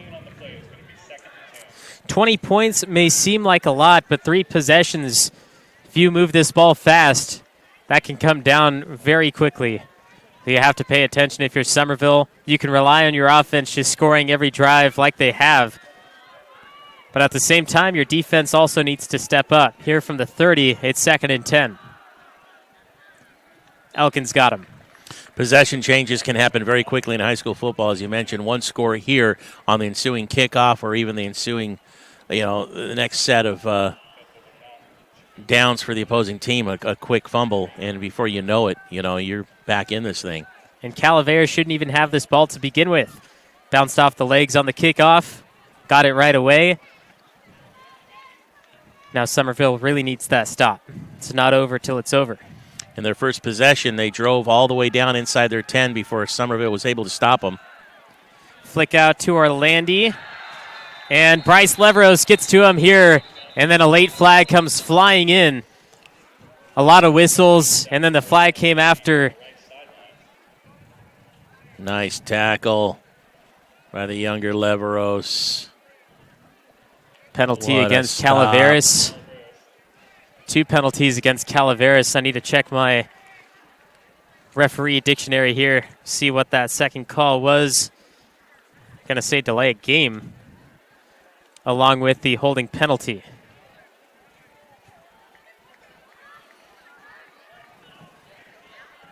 Yeah, there was a delay of game penalty against Calaveras, I think, because of something that happened on the sideline. But meanwhile, the holding call will bring it back. It's the holding call that's going to bring back to the 40. Unfortunate set of flags here against Calaveras when they really have what we would consider the momentum. But again, back to the beginning of the game, they had the ball up front, started from their 39, went 15 yards, ended up coughing it over on downs, 4th and 10 at the 10. It was 4th and goal, actually, near the 10. And turned it over on downs. That was their first drive. They get the ball back here on the kickoff. And so they have the first drive of the second half. Monzo looked a little scared there, didn't know where he was going. And this pass into a pack of Bears, batted away by Bryce Leveros. It was 4 against 1. We know the Red Hawks fly high, but the Bears still have some reach. Yeah, that was a lot of Bear defenders back there guarding one man, Braden Brim. We don't know much about him on the scouting. But they just threw that ball up there and said, jump ball, who wants it? And we had people batting it away, people trying to catch it. Braden Brim is a senior. And Beatles was the one who threw it for Calaveras, as we have another penalty. They have another penalty, but it was declined because they want to force the 4th down and 20. So Summerville says, nope, you're going to have to either kick it or go for it on 4th and 20 from your 40 here. And it was an ineligible downfield pass, so I guess he was either a forward pass to begin with of some sort. Don't know exactly what happened, but here's some more whistles. We had a player running out on the field, never had a chance to set, and the ball was being snapped, so they're going to call an illegal or a false start, illegal motion, whatever you want to call it. He was literally running out on the field before the ball was being snapped and never got a chance to set in place. So a little bit of miscommunication on the Redhawks side. Whatever adjustments they may have attempted to make. It was 3rd and 7, and now it's 4th and 25. Mostly due to penalty yards. Punter standing at his own 38. Another great punt. Oh, and it goes into the end zone. Not very likely to see in high school football, but a touchback on the punt from nearly 60 yards. Hey Bears fans, Sindelar Plumbing, a local family-owned business, is proud to support tonight's Bears football broadcast. If you find yourself needing a plumber, call us first. A simple faucet installation, a new energy-efficient water heater, or a new residential and commercial plumbing project, we will help with them all. With over 20 years of plumbing experience, look no further than Sindelar Plumbing. Summerville gets the ball back after the punt. And here goes Kai Elkins. First play in the second half, and he's tripped up at the 35. Oh, you talk about a trip up, Levi. That was a trip up. Adrian Urbina, had he not been able to stop Tremoloni, man, the Dean train was about to take it to the house. I'm sorry, Elkins was about to go. It was Tremoloni who was just missed that block, but he didn't want to get the block in the back there. Oh, Tremoloni may have just had the block of the game had he been able to get out in front of Elkins to get a touchdown. 1st and 10, Leveros sets the team. He looks back to pass. Deep down the middle, Austin Hike gets picked up and down at the 38. Austin Hike got a hold of this one. It was close, but he still reeled it in. And the Bear fans go wild as the first reception finally gets completed. Yeah. They haven't had a need to really throw it. You know, they've been kind of controlling the game clock, keeping it on the ground, and just on a rope he threw that to Hike, and Hike, hitting the ground. That's down at the 43 is what they're going to call it, as it's, again, 1st and 10. Quickly back to the line, too. Just rushes up. Here's Leveros. I don't know what happened on that far side, but a lot of the Bears excited as we have 2 flags fly 40 yards up into the air on the Bears sideline. Let's watch this again as Braden Orlandi finding himself in some trouble. Well, watch the block from Elkins right here. Boom. He put the block that got Leveros, and then Leveros kind of ran into him. Oh, and then a little bit of Braden kerfuffle Orlandi, going on. Yeah. 4 yards outside the line, gets taken down, and I mean, I hate to see it, of course, but ejection might be coming. That's 4 unsportsmanlike conduct penalties we've seen on Orlandi. The one thing, though, that is happening after the play, though, it's high energy. You're hearing the crowd and everything. Both Summerville and Orlandi are picking each other up after the play. They're kind of tapping each other on the shoulders and pads. I think they're trying to do the best they can to keep Orlandi from an emotional standpoint in the game and trying to encourage him and not let the referee see or let, you know what I mean? Because what it takes is retaliation. If Summerville retaliates in some way, then before you know it, you've got all the flags being thrown, and they'll have to cool things down by getting some players out of there. But the one thing I have noticed is Summerville has been doing all they can to encourage Orlandi at the end of these plays. Elkins on the move. He gets 10, 15, plenty more. Oh, and they mark him. Yes, it's good. Kai Elkins in the end zone. Touchdown, Summerville. Elkins does it again. 26-yard run for Elkins. What a run here. Just gets the ball inside the pylon as he's hitting the deck. He didn't hit the ground until he was actually across the goal line. And Tremoloni will go for the extra point again, go up 27-0. Gets it off, and it's good. 27-0. The Bears lead the Red Hawks. Bear fans, Boyer Construction is proud to help bring you tonight's broadcast of Summerville Bears football. For over 30 years, they've proudly served our communities with an uncompromising commitment to quality, integrity, and client satisfaction. They are meticulous and still believe in the value of handshakes.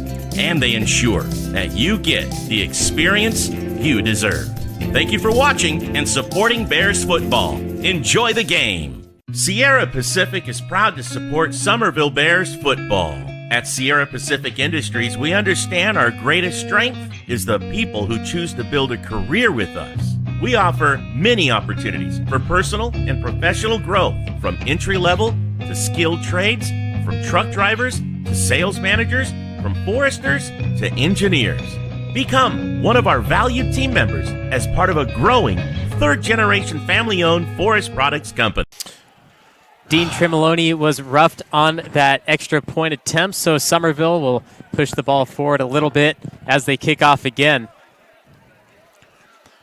It's 27-0. The Bears lead the Redhawks. Levi Flores, Justin Flores, and all of our NorCal Sports TV crew bringing you this game in San Andreas.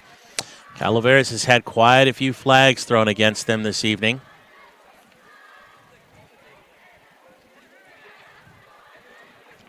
Big yardage.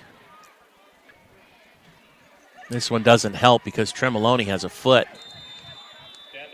He could put this in the end zone from this area here.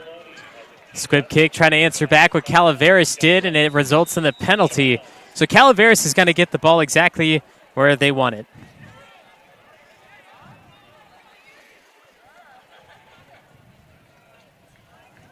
Been a tough season for these guys. Again, 1-6 coming into this game. Calaveras, known for their football program currently, rebuilding, I guess. We had another penalty there, and that one against Summerville, so that's going to move the ball in Calaveras' favor. Looked like they had a false start. I'm sorry. You know what they did is the penalty was from the kick going out of bounds. I thought maybe there was an extra flag thrown. Monzo. Handoff. Orlandi. He's splitting through and held on by Rye Atkins. It's going to be a gain of 2, but Rye Atkins made sure to hold on. And Orlandi didn't get anywhere. And again, you saw there right at the end of the play, if we have it, Summerville picking up Orlandi after the play. Arian Schnabel, doesn't look like we have it, but Arian Schnabel ended up picking him up. His own team didn't even pick him up. Summerville has been kind of patting him on the shoulders and the head, picking him up after the plays, even the high emotional ones. The snap to Monzo, looks to throw. Orlandi, the flat, nearly swiped away by Hardy. Hardy comes back, flag on the field from the right sideline, and then another one even after that. Some of those and flags, a lot of Redhawks fans yelling. Yeah, when they throw the flags way up high like that, that's because there is some high-tension stuff happening, maybe some words being flung out there. So I think there's a hold on the right side. There it is, number 59. And then a hit to the helmet. I saw that at the very end there, but they are offsetting penalties. See that one more time. You'll see 55 and 59, the right side of the line. A holding penalty. That's the hold there on 59. And then at the very end, Hardy came back, just made sure to finish off the tackle, and it was a little bit of contact. Probably unnecessary at that point is what they're thinking. And it's those kind of plays where the referees sometimes have to do those and throw those just to give a warning and say, hey, let's not get too out of hand here. Player was already down, no reason to drill him into the ground any further. They say play till the whistle, and Hardy always does that, but sometimes a player's going down, And here's a false start. Actually, an encroachment, defensive. Offsides, defense, Summerville Bears will go 5 yards and do it again.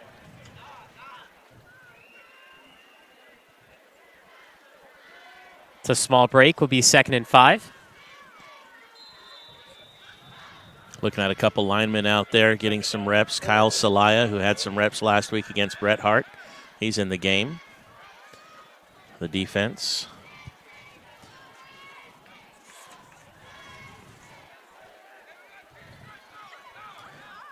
Back in control for the offense. Monzo, play action, rolling. He's in big trouble. Monzo gets it off, and it's caught down the sideline. Bryce Leveros made the stop, but the reception from number 10, Tyler Brim. I'll tell you what made that play. You're going to see it here right at the end. The block by Orlandi.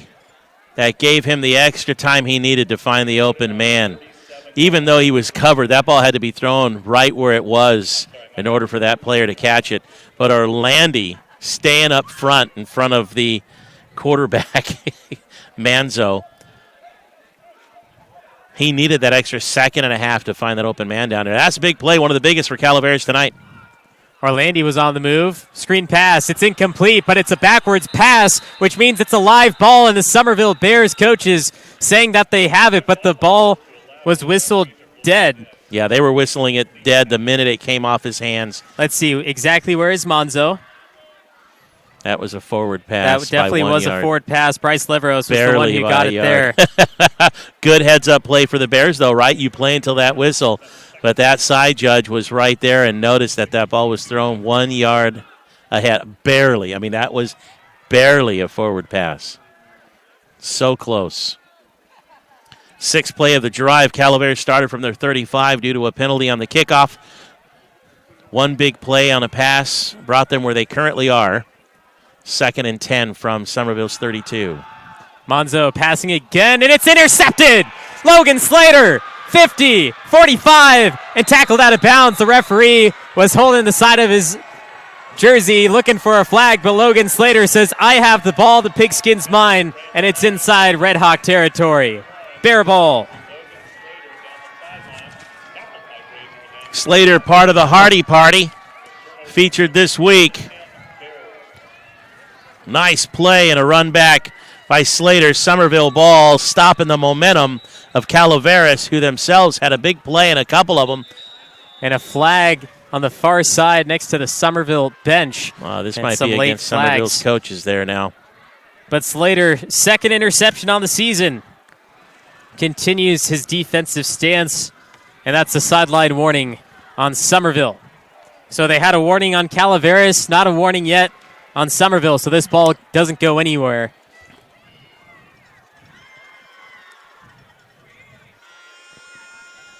First and 10, Bears at the 36-yard line, thanks to Logan Slater.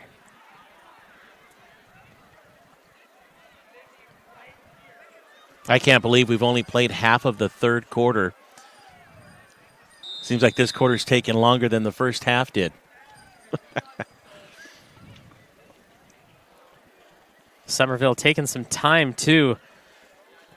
I always wonder, when they take more time, all of those players know the offense really well, so what's up their sleeve? Leveros passing, Elkins blocking. Leveros scrambling, right side, takes his time from the 45, steps up, throws deep down. Hike, yes! At the 6, Austin Hike, his second reception. He's 2 of 2, and another large pass. 30-yard pass to Hike. Look at the time. He threw the ball as he's getting hit. Man. Had a grab of Hike and Tremoloni, and Hike was there for the second time tonight, and it's 1st and goal.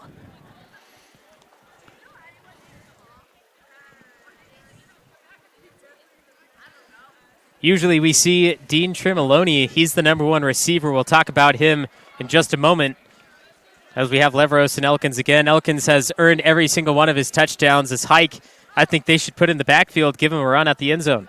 From the 7, here they are. Leveros takes it himself. He cuts up, and he scores. Tackled into the end zone. Hits the golden turf, and with a 33-point game, Summerville eyes a running clock.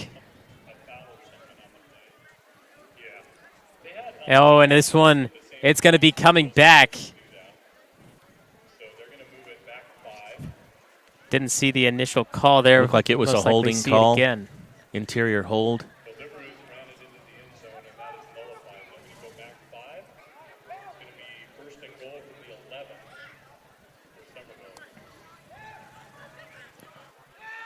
That was a false start on Summerville. Oh. Somebody yelling, "You are wrong," and very upset. Let's watch this again.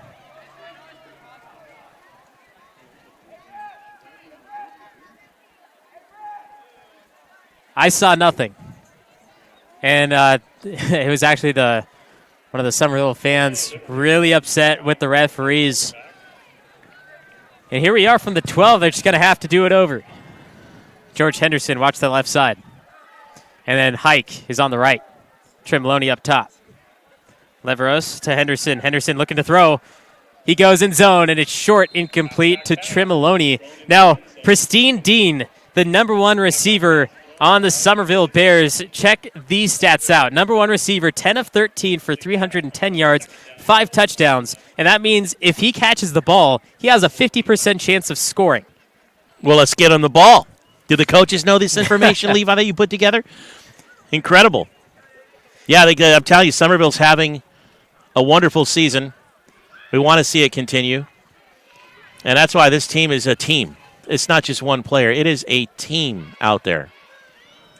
So now it's 2nd and goal from the 12 after the false start penalty, what the referees called. Here's Kai Elkins moving free inside the 5 and down at the 1. Wow. 4th play of the drive. They started from their 36. They launched a 29-yard pass to Austin Hike that set them up into the goal. Had a penalty, but now they find themselves 3rd down and goal at the 2.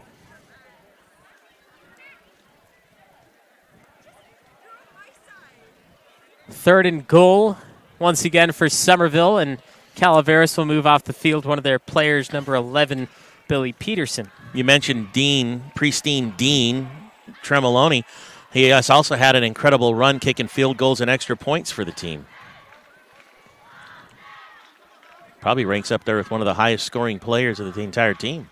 Leveros, sin zone, touchdown, Summerville. Leveros got this one. Finally gets that score, 33-0, and like I said before, eyeing the running clock.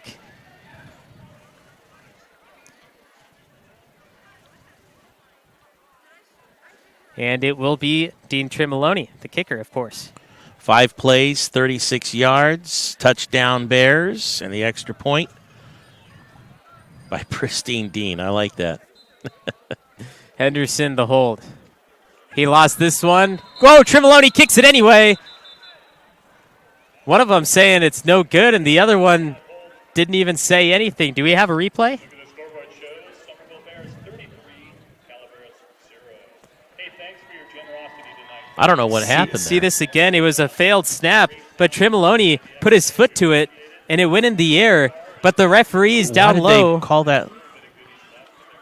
The referees down low didn't even. One saying it's no good, but the other was just waving and never actually gave the signal. Interesting. Okay. Either way, Summerville's on top, 33-0. Hey Bears fans, Sindelar Plumbing, a local family-owned business, is proud to support tonight's Bears football broadcast. If you find yourself needing a plumber, call us first. A simple faucet installation, a new energy-efficient water heater, or a new residential and commercial plumbing project, we will help with them all. With over 20 years of plumbing experience, look no further than Sindelar Plumbing for solutions to all your plumbing needs. Dean Tremolone misses the extra point from what the referees said, but it was just an odd situation in general where it was a failed snap and Tremolone still put his foot to the ball. And in the end, 33-0 is where we land with 4:21 left in the third. Here's Tremolone kicking off. It's deep center. High arcing, received, muffed, picked up at the 19. Pushing upfield is number 9 for a decent gain and good field position. Urbina back on the move.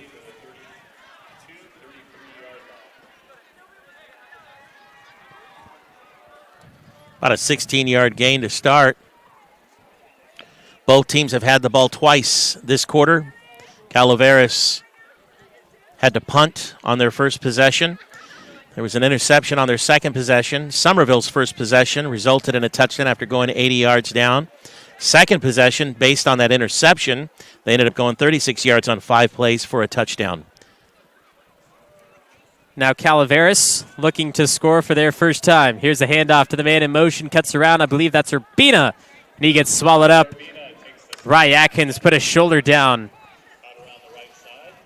And we mentioned all that. Each team having the ball twice. Summerville scoring both times. Calaveras coming up short, and still 4 minutes to go in the third quarter. That just tells you the kind of quarter we've had. A lot of stoppage of the game clock. Rye Atkins made that tackle along with Wyatt Custonia. If you go back and watch that, Rye Atkins, 6'5", he was down low, he stood up, and that's what made the tackle. Just by standing up alone, he gets tackles on the score sheet. Here's 2nd and 9. Actually, 2nd and 10. Didn't even give him one. Monzo, Urbina from bottom to top, handoff for Landy. And he's tripped up as well. He is down. That was unfortunate. Should have been a loss of 1. Yeah, he tried to jump over his blocker, and he ended up tripping instead. And of course, once you get your knee down, you're going to be down and then being hit at the same time. Right there, he kind of bounces right off his own blocker and trying to stay on top there. He couldn't do it. Nice pickup by the defenders there. And, of course, there was Logan Slater again on the tackle. He's the one that got the INT for Summerville, the second one of his season. Orlandi and Beatles on the sideline. Interesting to see what they go for on 3rd and long as Monzo has the split backs and 2 receivers up top. There's some motion. That's the false start, and it's 3rd and 15, and the frustration from Monzo throwing that ball at the ground. I'm surprised they didn't throw a flag there. Of course, I know he immediately caught the ball and threw it to the referee like, oops, didn't mean to do that, but a little bit of frustration coming out. Official word from Argonaut. Sonora Wildcats 75, Mustangs 0. It's the final score.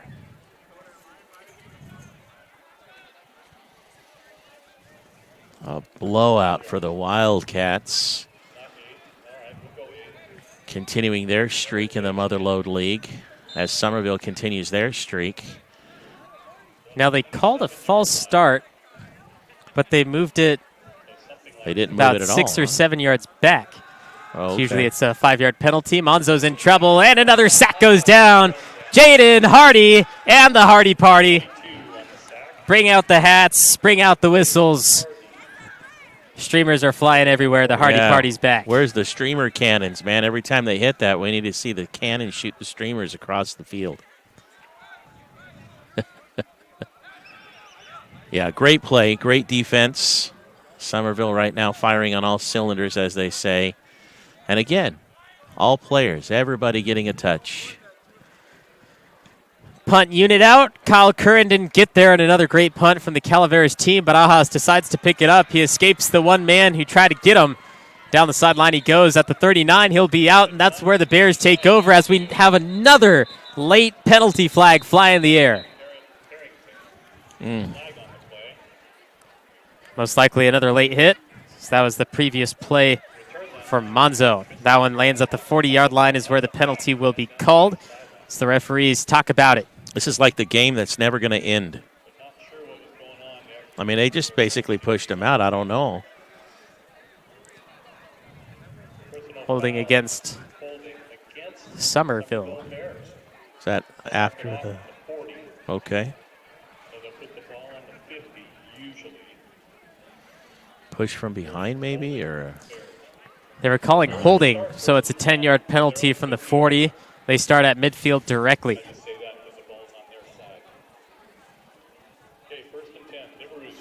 You said 75-0 Sonora, right? Yes, that is correct. Mike Seuss has been watching this stream and listening for your Sonora updates. Here goes Kai Elkins on the first play after the punt. He gets 10 before being taken down. And another penalty flag flies. Many of them, my goodness. Yeah, you see some of the players at Calaveras with their hands on their knees like, come on, guys, let's just play the game. Number 10, number 45 there, bottom of your screen, tied up. And, of course, they're going to call this one on Summerville, but by the little snippet we got there, Trent Miller was just trying to get away. That's right, folks. 1:55 left here in the third quarter. Holding is declined. The holder will take the holding. That's 10-yard spot foul.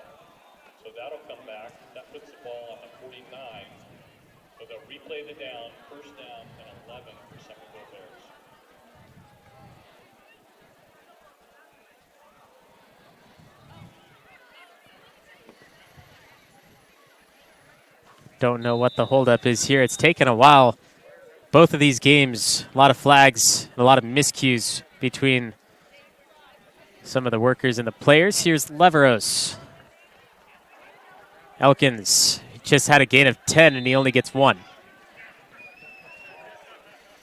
Yeah, stop at the line and a tackle by Brookshire David. And first time in this game, Summerville stopped very quickly.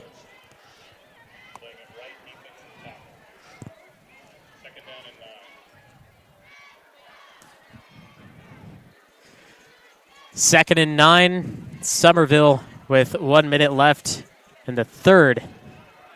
She's trying to move the chains and keep that clock going. Leveros fakes it, play action, rolls right. Pristine Dean. Yes! Breaks the defensive backs, and he's down at the 1. Braylon Leveros to the one and only Dean Tremoloni, 49 yards.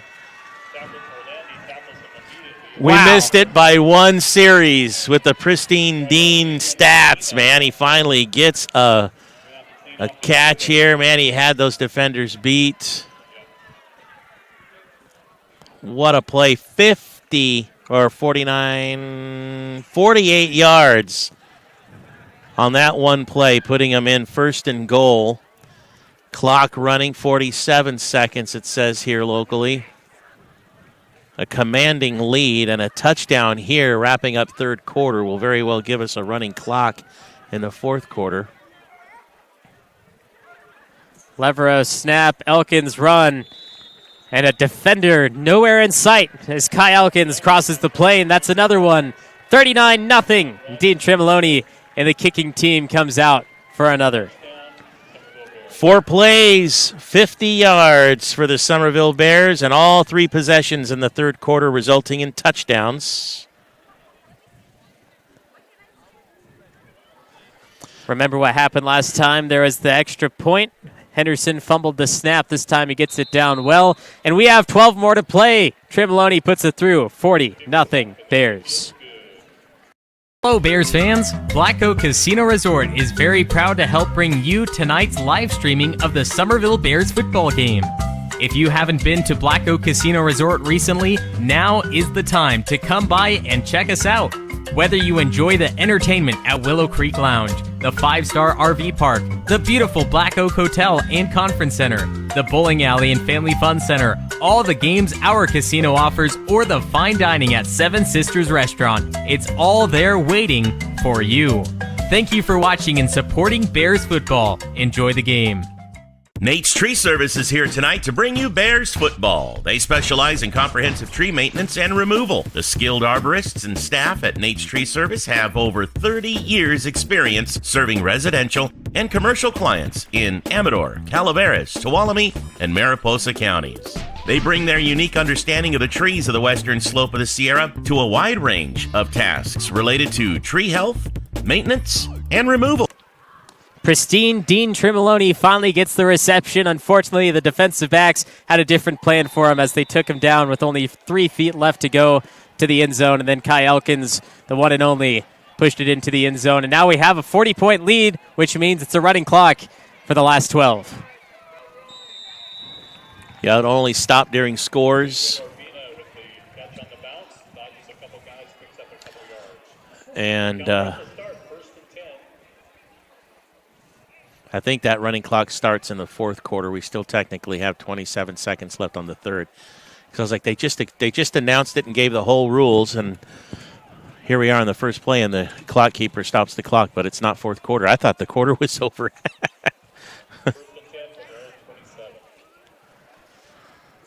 Calaveras wants to avoid the shutout. They most likely have to do it here. Here's the snap. Monzo handoff up and down. It was Wyatt Castonia on the tackle. And with the running clock and the way that Summerville runs their offense, a lot of time gets pushed off. Against Bret Hart last week, they had 7 drives in the first half and only 1 in the second that lasted 8 minutes. So Summerville gets this ball in the fourth quarter. This game's most likely over as soon as they touch it. That's the end of the third. Back for the final 12 in just a moment. Caldwell Insurance, our local team is dedicated to providing you with quality personal and commercial insurance programs. Whether it's for your home, autos, farm, or business, our professional team of agents can find the best protection at a competitive price. It's our family-owned and operated agency that will provide you and your loved ones protection under our roof. Give us a call at 209-532-5102 or visit our website at caldwell-insurance.com. Visit Tuolumne County's proud to bring you tonight's broadcast of Summerville Bears football. As the official tourism bureau of Tuolumne County, California, their mission is to enhance economic growth by increasing tourism to Tuolumne County. VTC invites visitors to experience iconic Yosemite explorations, authentic California gold country discoveries, and unforgettable High Sierra outdoor adventures. You can enjoy endless outdoor recreation, state and local parks, sightseeing, stargazing, history, shopping, wine and cider tastings, relaxation, and more. Calaveras looking to finish off this game by scoring. They have 12 minutes to do so. It's a running clock. And Summerville wants to have the shutout. We mentioned the student section. Blackout. That's the theme this week.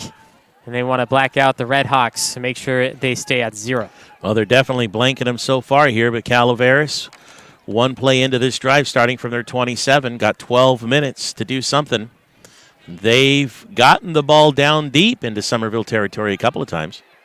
This is a nice run into the secondary before the defensive backs get to him. That's Neves. Nice run back. Very, very nice. I don't want to take anything away from Calaveras, but a lot of fresh Summerville Bears players out there. Getting some reps, maybe. Also, some of the Summerville Bears could be a little winded after just coming off the field playing offense. I see Elkins out there. Still a game. You only have 2 left your senior year before you head into the playoffs, and you don't know what's going to happen after that. And the Hardy Party remains bumping. The bass is going. The lights are flickering. The Hardy Party all night long. The nachos are tasting pretty good right now at this one. Man, what a play. I mean, he snuffed it out. He saw and knew what was happening. Did not take the fake, did not bite on the fake, stayed with the ball carrier. And that one puts them back. As you see here, the stats before this game is what it looked like. Those numbers have gone up in this game alone. Sacks are basically worth 3 tackles in and of itself. The tackle for loss and taking down the quarterback. It's big, and he has 2. Monzo fumbles this one in the air and finally wrapped down. How many Bears does it take? At least 4. To bring down Orlando, yeah, because he is a beast. You have to not only wrap him up, but bring him down. If you need extra help, you'll need it. And the quarterback there, Monzo. Dangerous situation. Usually you don't want to flick it to a man who's covered up by defenders. And lucky there that the ball didn't fumble, and Orlando has the hands to keep that still. It is 3rd in a plane ride. Pay attention to Hardy, of course. Elkins. And Curran, who's going to be flying in. And a flag before the snap. I think too many guys were moving on Calaveras' side, unfortunately. Not only was the man in motion moving, but I think I saw one of the men jump the line. They called the false start. Yeah.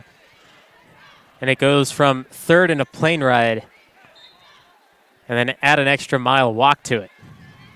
3rd and what they're putting down is 25. Not a lot of plays in the playbook for this one. We'll see what Calaveras has in store. Running clock. We haven't seen Orlando attempt any long throws. I was really expecting to see some halfback passing from him, but right now he's in the wideout position against Rye Atkins, of all people. One-on-one, man-on-man. Atkins better pay attention here. They have the spread. Monzo being chased down. Curran, the hit, and flung down by Wyatt Custonia. Another sack. They were really hoping to give him that extra second because Orlandi was gone. He was running post. I mean, he's coming back in, and he's coming all the way back from the Summerville 30. He was just running. And he's not even back in the line. He's just now getting there. Actually, I'm sorry, that's not him. That's Braden Brim. Both those guys were running post long, deep. 4th and 34 is what they have on the board, and this punt, the shortest of the night for Calaveras, pops down at the 45, and he has a great bounce to it. It'll be down at the 33, and that's where the Bears take over with 8 minutes to go. Will likely take this one down to the zeros. And that sack from Wyatt Custodia, how big can the Hardy Party get? Player after player joining the three big ones. And another flag. We kind of name them, after the certain players, but, we call it the party because there was Slater and Elkins. Everybody keeps getting added to it because this is really a team effort. We see so many players each week. Tristan Barajas every now and again will get a massive run. You're like, man, who's that guy? I'm sure he just surprises some of the teams when all of a sudden he gets the ball. Or, you'll get somebody like Rye Atkins will catch it and run down 60-plus yards. Where did he come from, On the scouting reports, I'm sure, on the video, whatever the teams are looking at, Summerville's always got something up their sleeves. Yeah, Tristan Barajas, 12 tackles on the season, including a few tonight. But he's a corner and a defensive back. So when he gets a tackle, it's usually big because they're going for a reception and a big one if that. They gave it to Summerville all the way at the Calaveras 31 because of some flag that took place back at the original line of scrimmage. And here's another flag. Curran's pointing in the direction of the end zone, which means it's going in favor of them, but instead it's just a timeout called by Calaveras. We'll be back in a moment with another running clock. Ranch Casino is a proud sponsor of the Summerville Bears Quarterback Club, and they support Summerville High student athletes. By working together, Chicken Ranch Casino believes we can all help elevate each and every student athlete's game, both on the field and in the classroom. Lupo. It's a name synonymous with real estate in Tuolumne County and has been for more than 30 years. The latest member of the Lupo family to join the Tuolumne County real estate family is LeAnn Lupo at Keller Williams Agency. LeAnn is a Tuolumne County native and knows how special the place we call home is. A hard worker who truly cares about her clients. LeAnn is a special talent, and LeAnn is a Summerville High School graduate and huge Bear supporter, so give her a call and see what she can do to help you. If you see her around town, please thank her for helping to make tonight's live stream possible. 40-0 Bears trying to close out the final 7 minutes. What we thought was a penalty just turned out to be a timeout. As Tristan Barajas takes the helm of the team with Rogers behind him. Rogers, in his first few rushing attempts, averaged 10 per carry and gets 6 on this one.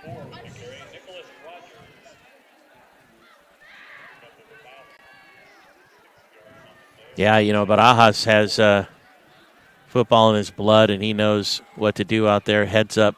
You can't just say, it's second or third string out there. It's like, no, these are still decent football players. And so you're going to get these guys moving the ball, even though they've got wider jerseys and may have a lot of energy compared to the other players. You'll see Summerville runs their reps every week with multiple players to make sure and ensure that they have the depth if it's needed. Rogers again on the run. This is Rogers just doing what Elkins does, running right, staying strong, keeping his feet moving, and he's picking some yards out, and they just converted a first down. Absolute beast. He had almost the entire defense of Calaveras take him down. We don't have a lot of information on Nicholas Rogers, huh? We don't have a big scouting report on him. But he's a junior, so he still has another year under his belt to play. In the pistol, Peters out right side. Most likely won't throw it, though. Of course, you just want to keep it moving. Rogers running, third time in a row. This one is down inside the 10, 5 at the 4-yard line. The Bears go. 16-yard run. Absolutely phenomenal. I've got chicken skin, the goosebumps. Here we are watching players that don't get a lot of reps, and here they are with a 40-0 lead, and they're going to get their time on the field, and they're making moves. They're making things happen. Calaveras right now is going, who are these guys? That's the Summerville Bears is who it is, guys. I mean, they may actually score here. I mean, a plan, obviously, they want to keep pushing it in there, but first and goal at the 5, at the 4. Rogers, of course, in the backfield. It's going to him. You can't deny it. He's got him this far, and they want him to finish it, but, of course, waiting for that back judge to give him the signal of when the play clock is about to hit 0. Oh, toss it to Brody Peters. Let him run the slant. Let's surprise him. Rogers, he's got it. Touchdown, Summerville. Rogers gets his touchdown. That almost didn't happen. I think that bounced off the hands of Tristan Barajas into Rogers' hands, I think. Let's watch this a little closer. Yeah. Oh, my gosh. Wow. See, even Tristan Barajas is learning the magic and has the magic bag. That was amazing. 4 plays and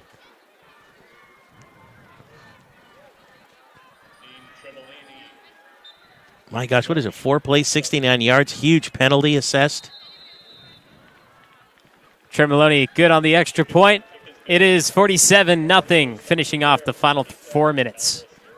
Bears fans, Nate Saw Mower is pleased to support tonight's Bears football broadcast. They're your go-to retailer when you need a steel project to do the job, at home or at work.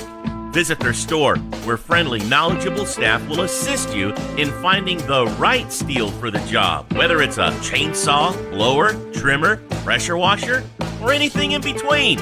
Nate's Saw Mower on Longeway Road in Sonora. Levitt United Insurance Services offers quality insurance coverage, a high level of professional service, and a long-term relationship. They have several locations throughout California to serve your needs, including Elk Grove, Lodi, Napa, Roseville, Sonora, Walnut Creek, and Minden, Nevada. As independent agents, they'll research rates and coverage from top insurance companies to find the best insurance rates and insurance plans for you. They do the shopping and comparing, so you can save time and money. Well, next week, Sonora was supposed to play Bret Hart. There's some speculation that Bret Hart is just going to forfeit that match, and Sonora wants to pick up another game. Calaveras supposedly offered a game, and so did another high school down in the valley, so Sonora might have a game next week. Just pay close attention. Look at all your sources. But right now, the speculative vision is that there will be a forfeit at hand in favor of Sonora. Here's the kick. And another big stop, and there's the flag.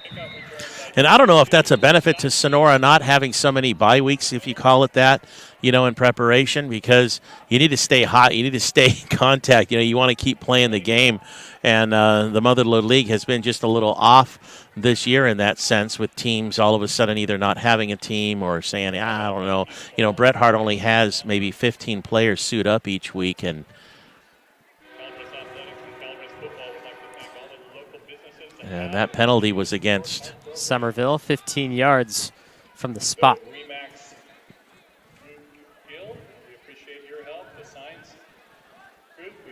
We'll see what Sonora decides to do, though. They cannot have a game at all.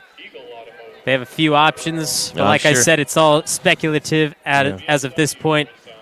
I'll tell you this, if Sonora doesn't have a game next week, you best believe they're going to be at Thorstead Field watching them play Argonaut, because they want to see Summerville before they face Summerville 2 weeks from today at Thorstead Field.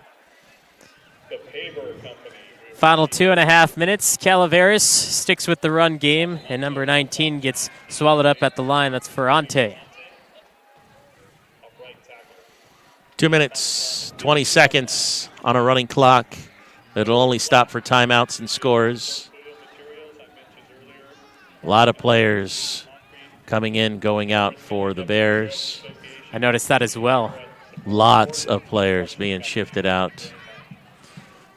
2nd and 4. The motion, the handoff, and the takedown. Salaya Kyle Salaya throws him to the ground. Kyle Salaya's been waiting for that. He's actually been in the game quite a bit. He was in the game early on in the first half as well. He got some play time last week, but, man, he took number 55 aside and said, move out of the way, double nickels. I'm coming after your spur man here. That what a tackle by Kyle Salaya. Man, he wasn't messing around. He pushed through. He got there, wrapped him up, the big bear hug.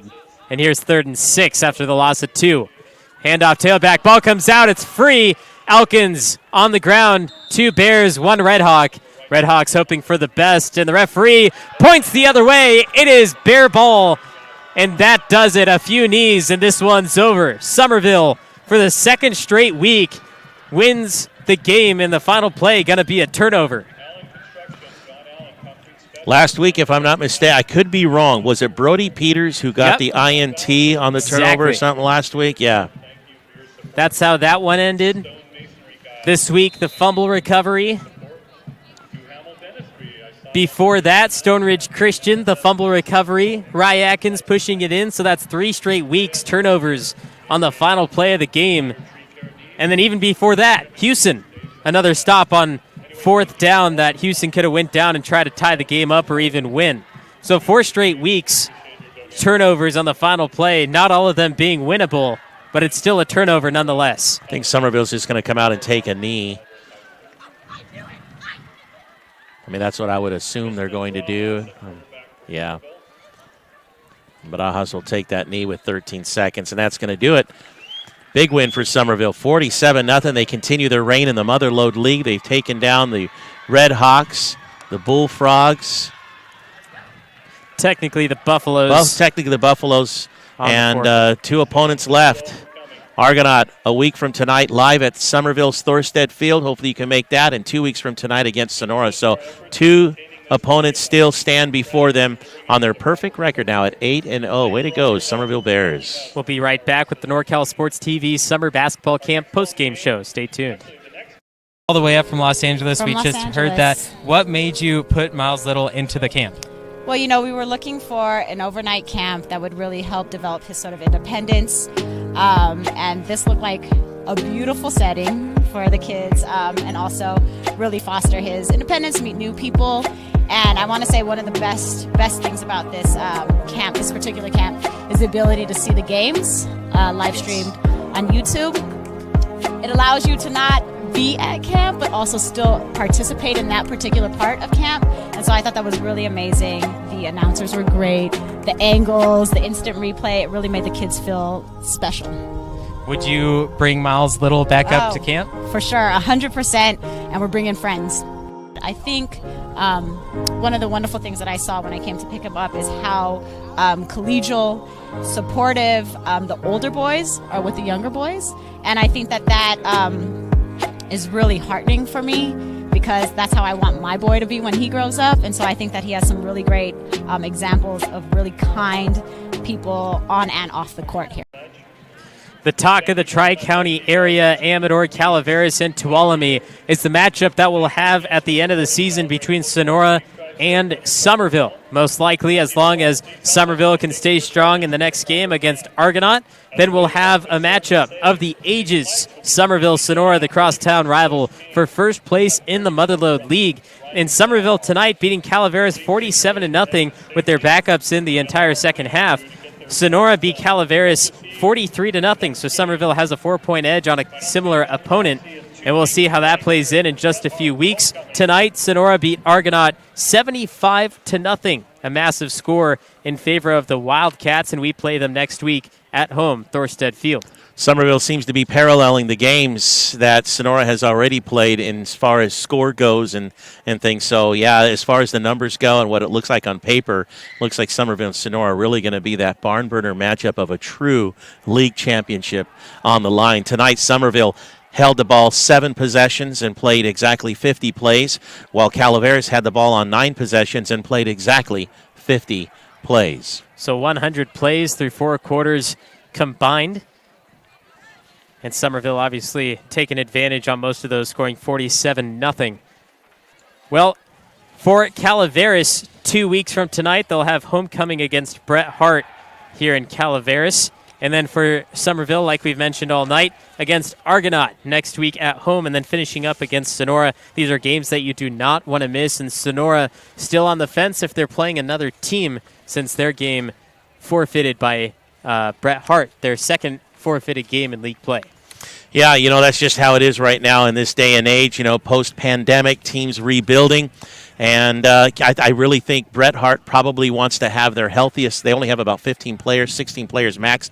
And 2 weeks from tonight, it's the final game for both Calaveras and Bret Hart in the season. But it's also Calaveras is not only homecoming, but it's a massive rivalry between Bret Hart because they are across town in the same county rivalries. And I bet Bret Hart just wants to be healthy and prepare for that game either way and give Calaveras a nice run for their money and an entertaining night for homecoming night for Calaveras. That's all I can think of when it comes to that kind of thing. But it's been an interesting season. But, boy, for Summerville and Sonora, who have remained healthy, remained strong, played some great games, they're still pushing on and moving on. And for the first real season that we've had since 2019, where it's been a full go from August, just absolutely incredible, and it's been so much fun to watch. 2 years straight, the Bears have taken down Calaveras. Last year, 30-6. This year, even better for the Bears, 47-0. And now, 2 weeks in a row, Summerville also winning 47-0. One against Calaveras and the other against Bret Hart. Next week, back at home, Levi Flores, Justin Flores, the rest of our NorCal Sports TV crew. Join us at Thorstead Field or right here on NorCal Sports TV.